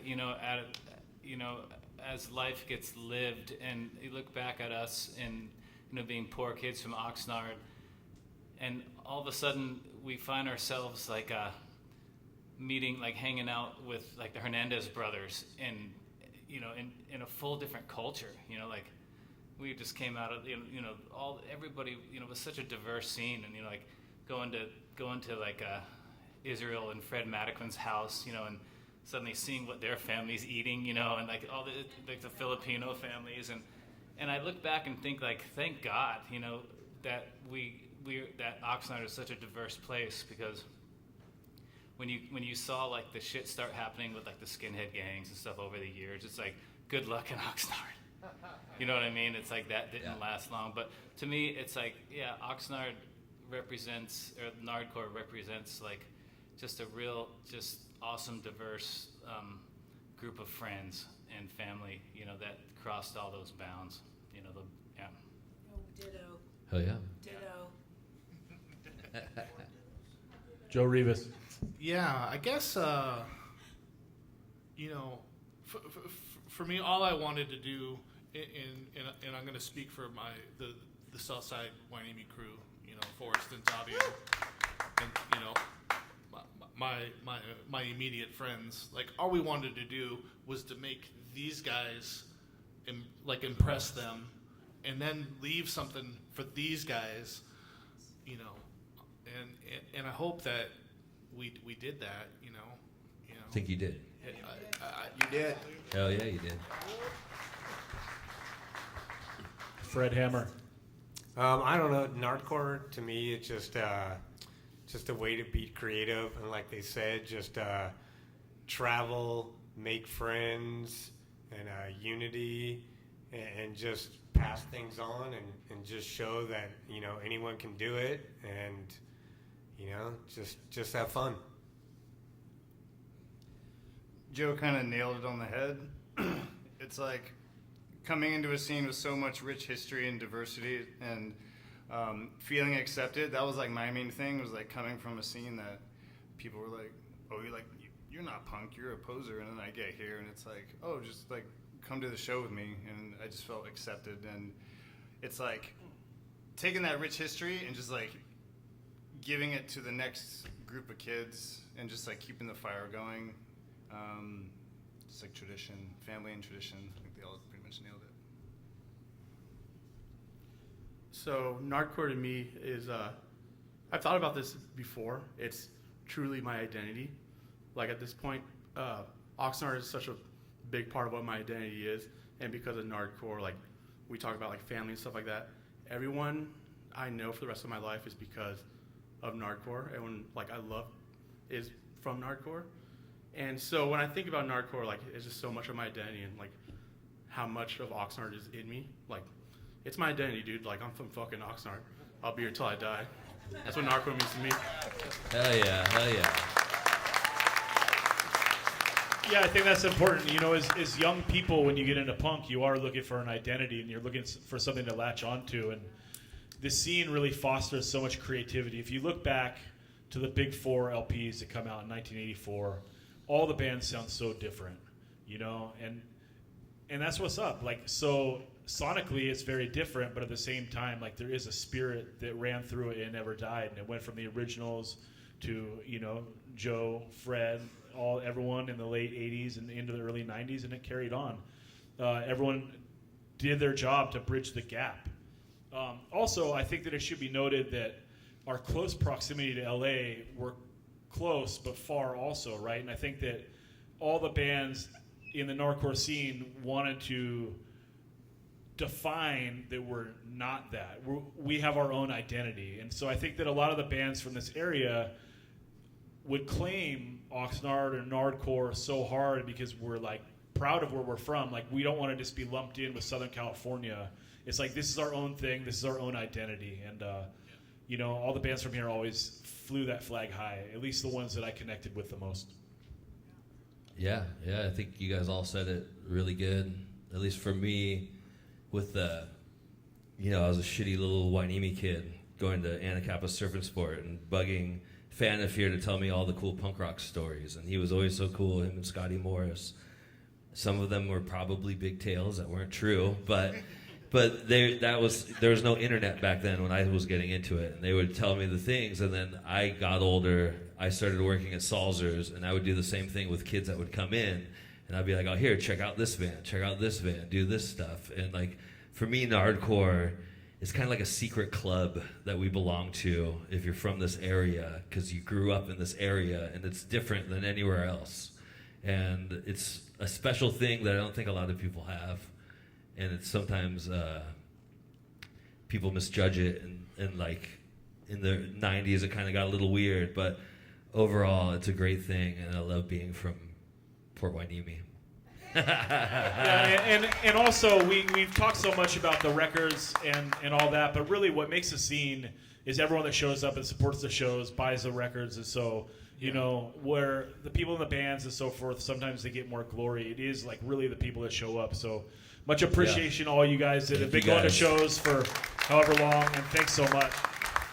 And in true punk rock fashion, you might notice that there's not a lot of younger people here today because there's 8 bands playing a show in Ventura right now. That's right. Yes. The scene is In Nard.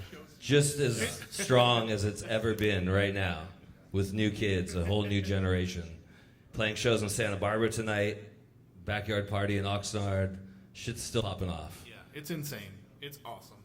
Yeah, and I hope with this project that we kind of showed that, like all the different generations bridging the gap, and that it never died. It's a special thing, so that's what's up. So thanks for coming, everybody. We still got Out of Trust is coming on next. Hang out. Yeah. Thank you, Kelly, for the snacks back there. I don't know if you got any of the snacks. If there's any left, go pick up some snacks. And Out of Trust. We got merch. In the corner, there's merch for sale, and underneath the TV, there's a free fanzine. The Annihilation Time, the history, the original lineup. Go grab one; it's free. Yeah. Thank all you guys for being on the panel today. Thank you guys so much. Thank you. Thanks to Josiah for the sound. Thanks to John Fowler for DJing. Much respect. Thanks to John Carrar. What's Shout up, out Josh Stamps. And thanks to the OPAC and for setting this whole thing up. And the Ventura County 150-year anniversary celebration for kicking down a little bit of money to get this whole thing going. So, Out of Trust is up next. Everyone stick around. Yes, sir. We are Out of Trust.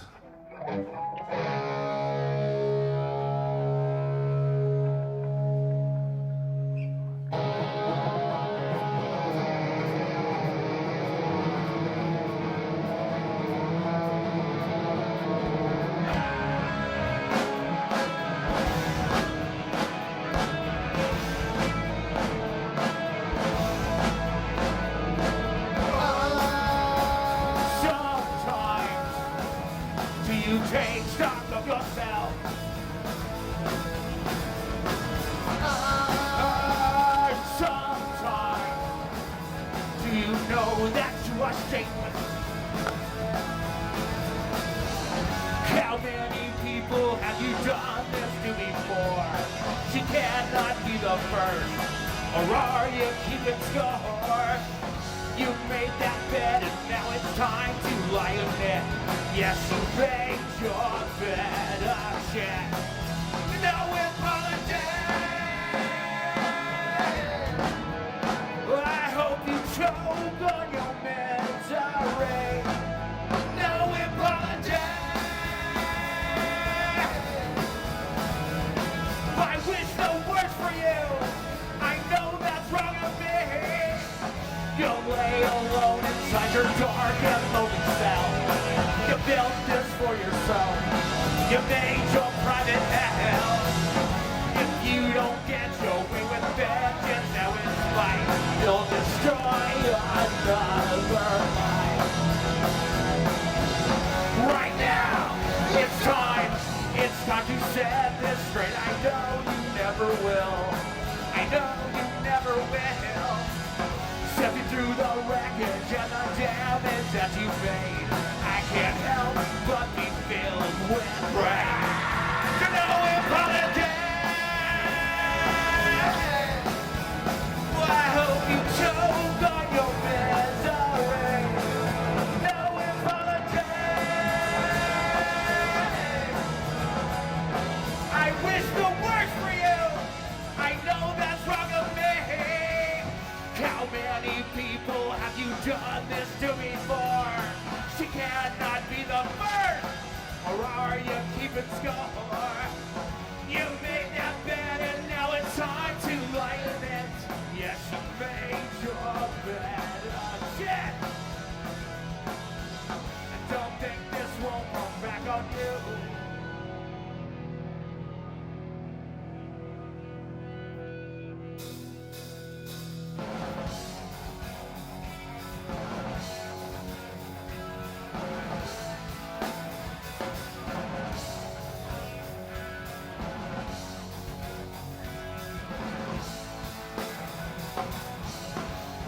you try to run away. You were taught to justify all the reasons not to try, and you know that I've seen this all before, so I will not act surprised. If I did, you know I lied. When I see the snapshot of the way you used to be, I said so long, tell what I say. So thanks for the memory, or for the lack thereof, and thanks for the strength to rise above. And when I think of all the time I lost, I will not feel dismay. This may be who I am today. It may seem late to send this message to myself. I place the blame on no one else.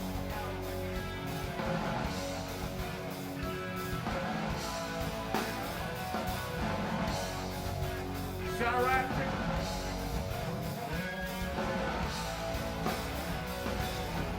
And all the times I try to run away, I'm taught to justify all the reasons not to try. And I know that I've done this all before. Anytime I act surprised, although I know that it's a lie. I see reflections of the man I used to be. I bid farewell to what I say. Okay, you guys, calm down, all right? I know they're talking about how violent the scene was, but you guys need to. It's like we're the raise those walkers in the air.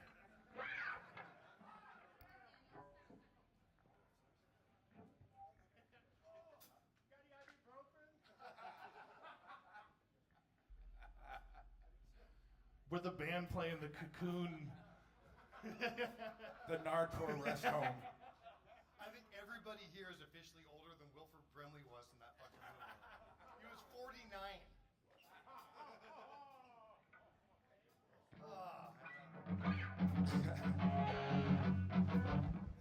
What's next? Empty. Oh, I like that song.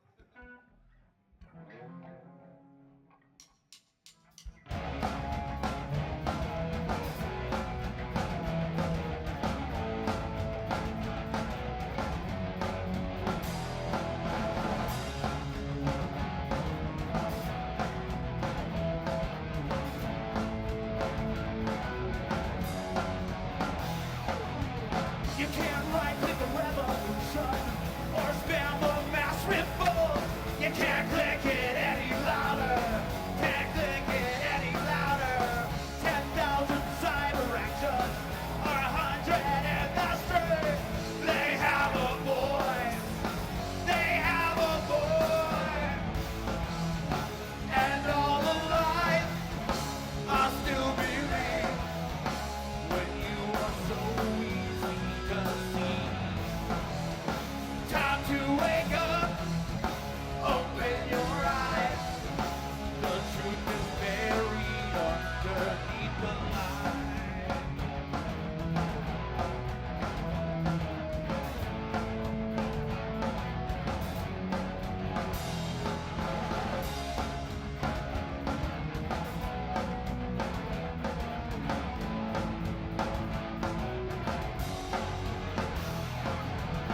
Do you think you were changing something? Do you think you really tried? And still you take the credit. And still you take the credit. It's an armchair revolution. Have you lost the will to fight? You had a voice. You had a voice. And all the lies I still believe when you are so easily just seen. Time to wake up, open your eyes. The truth is buried underneath the lies. Another empty gesture, another way to make you feel you tried. Ignite the fire inside. Another empty gesture, another way to make you feel you tried. Feel you tried. Yeah.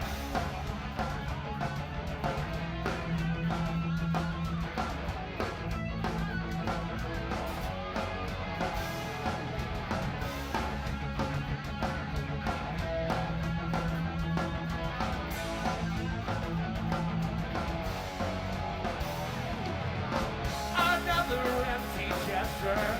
Another way to make you feel you tried. Ignite the fire inside. Another empty jester. Another way to make you feel alive. Do you feel alive? And all the lies I'll still be made when you are so easy to see. Time to wake up, open your eyes. The truth is buried underneath the lies.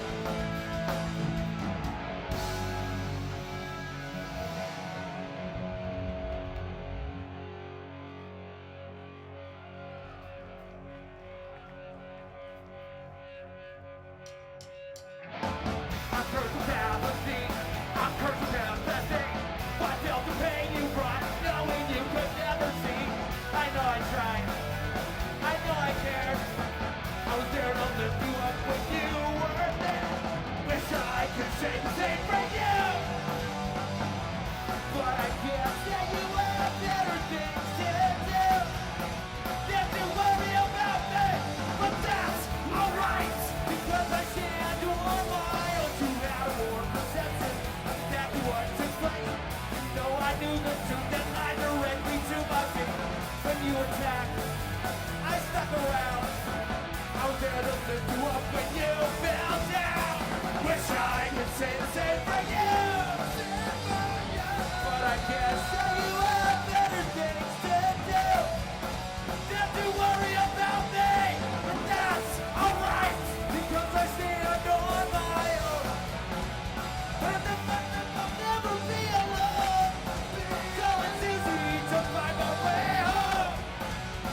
You can't deny, you never tried to turn our house into a home.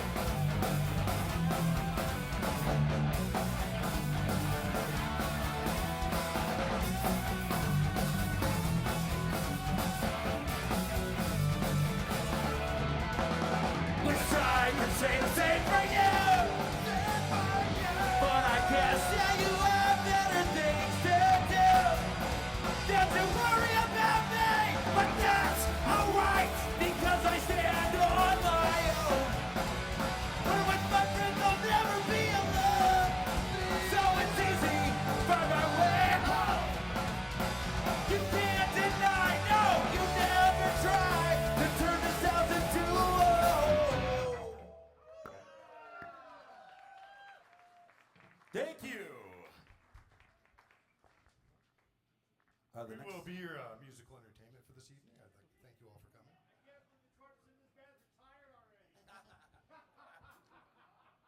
The song is That's true. The first song off the new release we had. That's exactly 9 months old today. Happy birthday. Happy birthday. This one's called Lifer. Hey, how about for John? Yeah! Here we go! It's time to do this once again. It's time to do the right and left, nothing back there. Great quick thing, and we're ready to explode.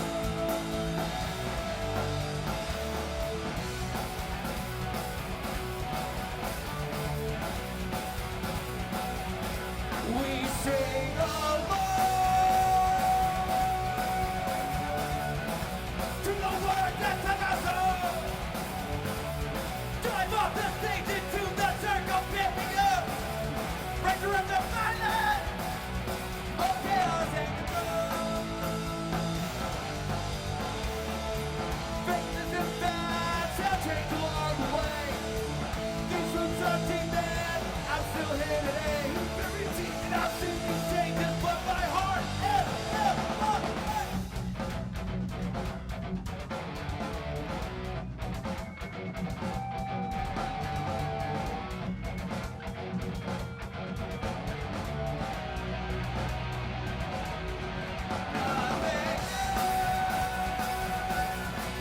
everything has changed. Nothing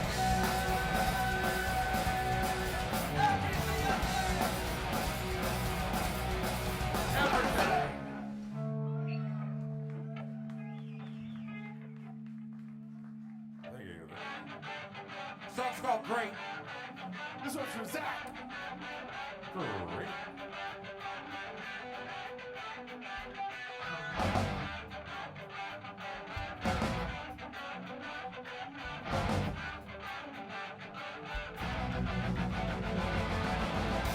We are shadows of ourselves,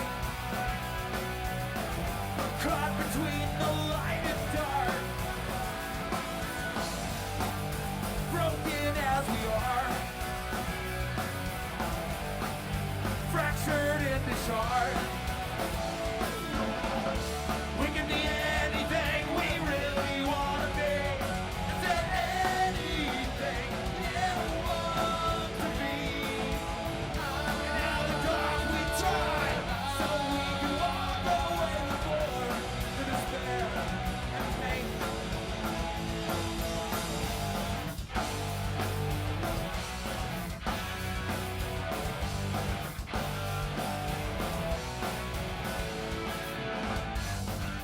Shadows consume all our daily lives, but the darkened days and nights are darker than before. Oh, we can be anything we really want to be. Say anything you want to be. And out of black we try, so we can walk away with more than despair.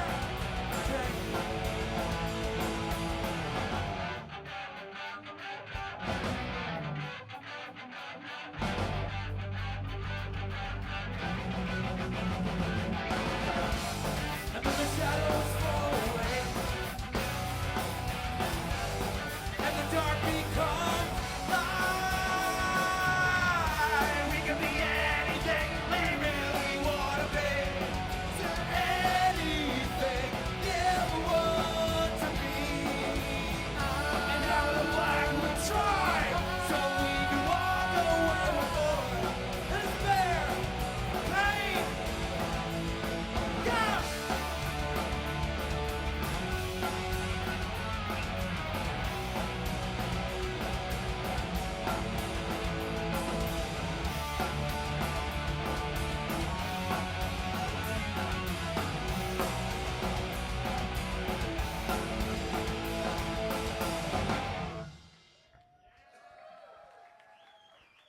Thanks, guys. I'm not used to drinking water on stage. Water's gross. There's like no alcohol in this at all. He's not lying. And so am I.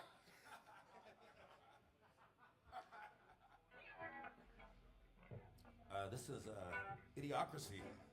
Yeah. Speaking of which.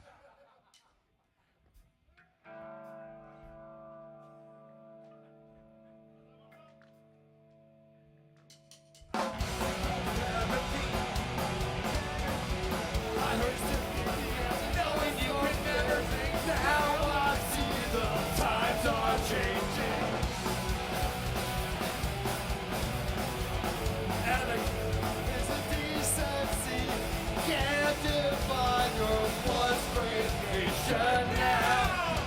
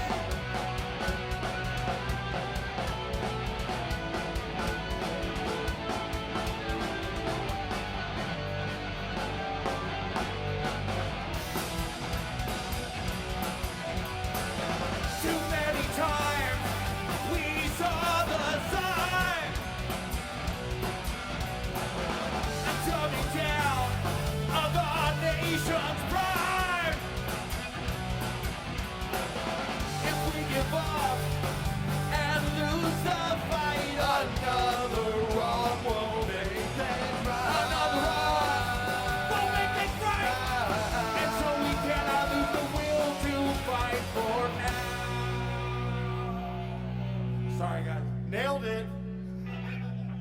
What song are we playing? What song There are we is playing? alcohol in that water. This one goes out to you guys. This is called Friend.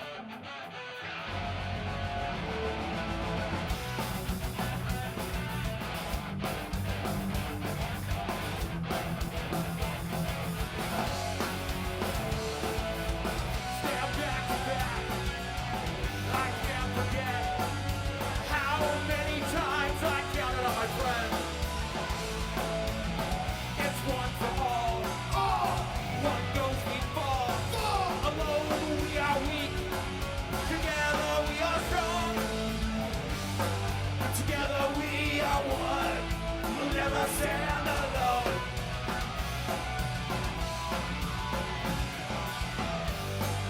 United till the end. I'll always have my friend.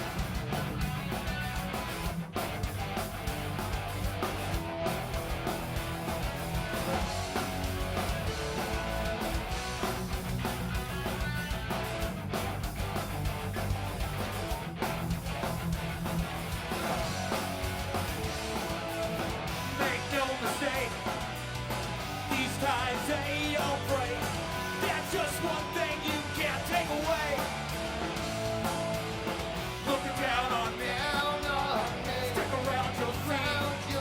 Side by side, together, we are family.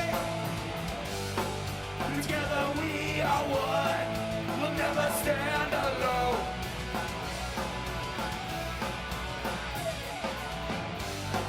United till the end. I'll always have my friend.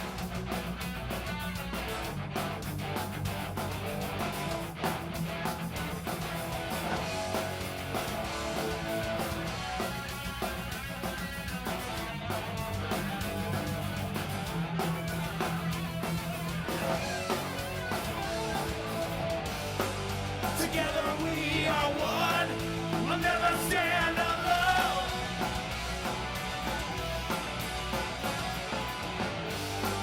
United till the end. I'll always have my friend. Come on, Nardcore!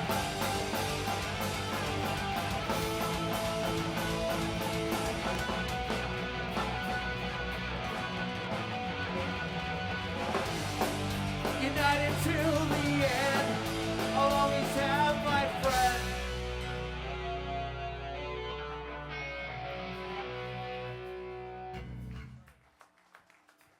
Dude, how much popcorn did you have?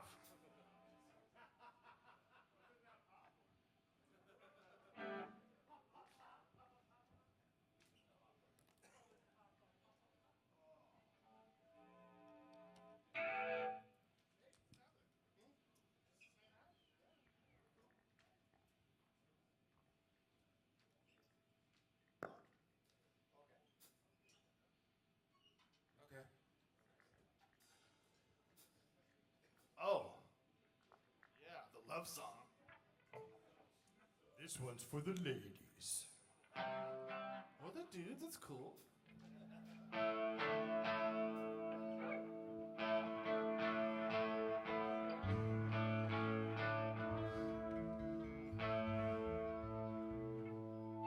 You guys ready?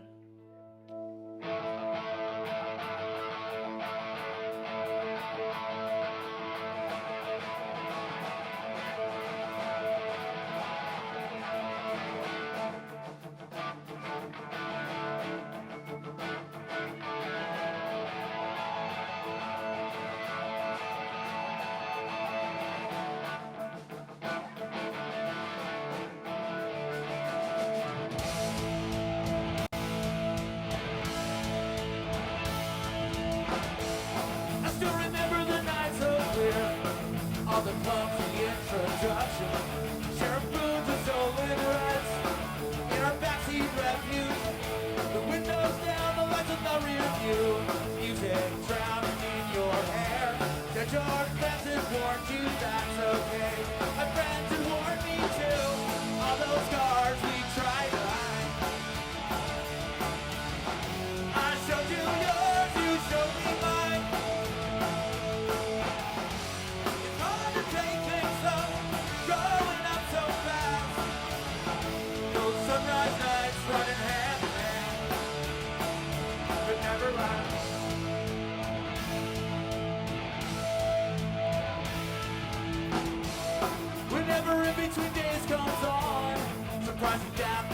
no bruise, and no other reminders, except the Bushman tattoo. But that's okay of all the lessons learned, and all those scars are finally healed. It doesn't have to hurt so much for this to feel like it's real. All those scars we tried to hide. I showed you yours, you showed me mine. It's hard to take things so when we're growing up so fast. Those sunrise nights could never last. They never last.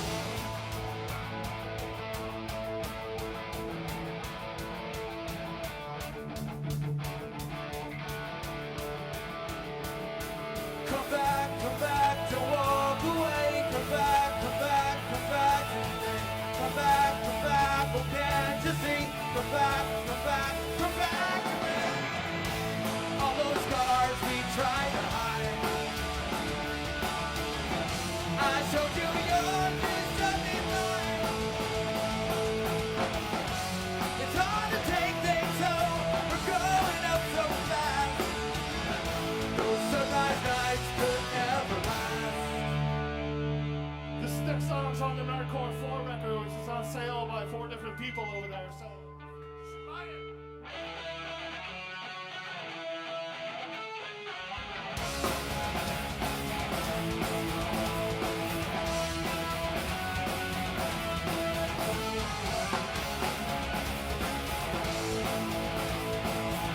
Let's have some fucking fun. Let's blow the roof off of this place and break down these walls. Come as you are. Everyone is welcome here. This is your family. Reflections of those days gone by. Right here in our hearts. No one can take away those stars. 'Cause this is who we are.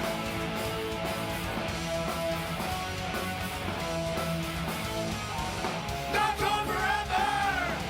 Nardcore for life. Nardcore forever.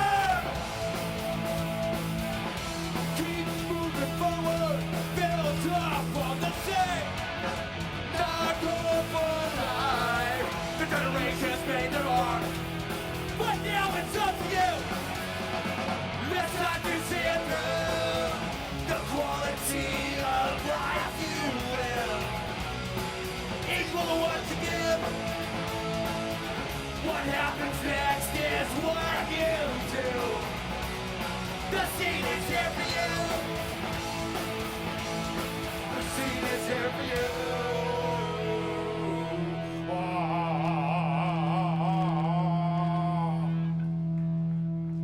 We got 2 more for you. This one's our song.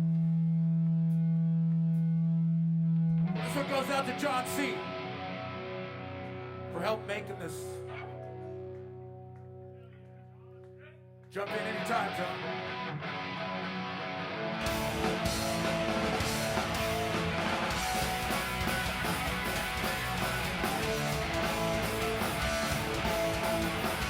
No one can be so big and daunting when you never found your way. I am lucky to have found my people in this time, in this place. Family not blood, it's what we have. It'll last forever. To those who have passed,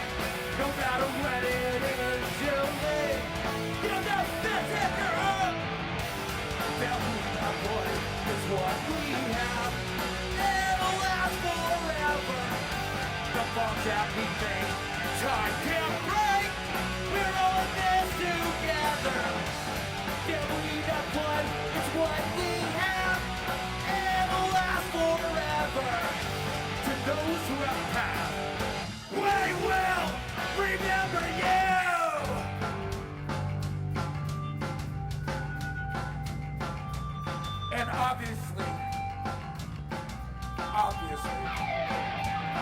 Time can't erase the memories that we create. Shared feelings, shared thoughts, shared experience connect the dots. And time can't erase the memories that we create. Shared feeling, shared thought, shared experience connect the dots. Time can't erase the memories that we create.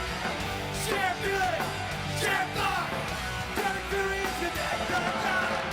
Time can't erase the memories that we create. Shared feelings, shared thought, shared experience connect the dots. We got one more. We had You guys plans are to being do nice. You guys are being a nice. whole bunch of different covers, but we couldn't get our shit together because we're Barely pulling this shit off. fucking dumb. But we got one cover for you, and I had the privilege to play this with Henry once. So this is an Aggression song called "Simon at the Club."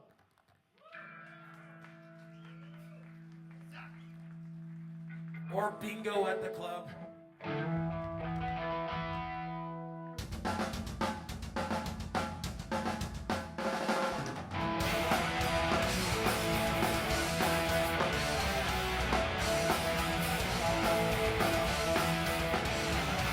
Simon at the club just the other night.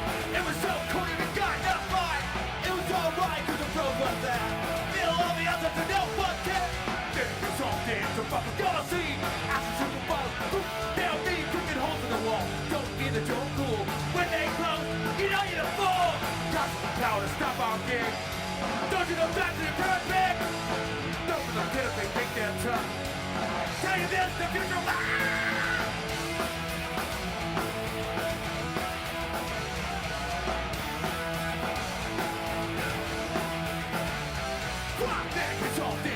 I'll see after super buzz. They'll be cooking holes in the wall. Don't mean that you're cool. When they close, you know you're the fool. That's the power to stop our king. Don't you know that's the perfect? Don't be a pit if they think they're tough. Tell you this, the future.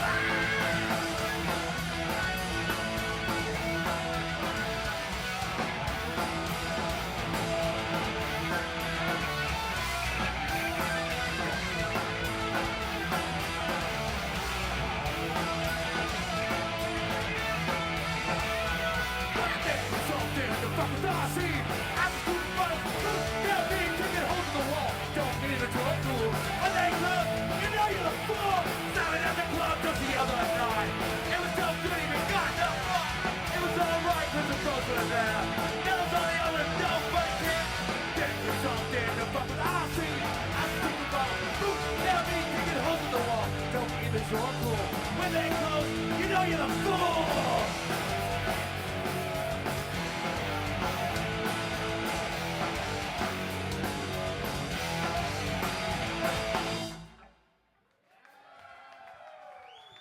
Hey, we're out of trust.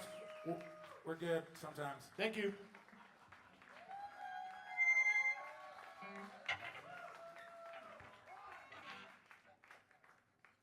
Sorry, we're new at this.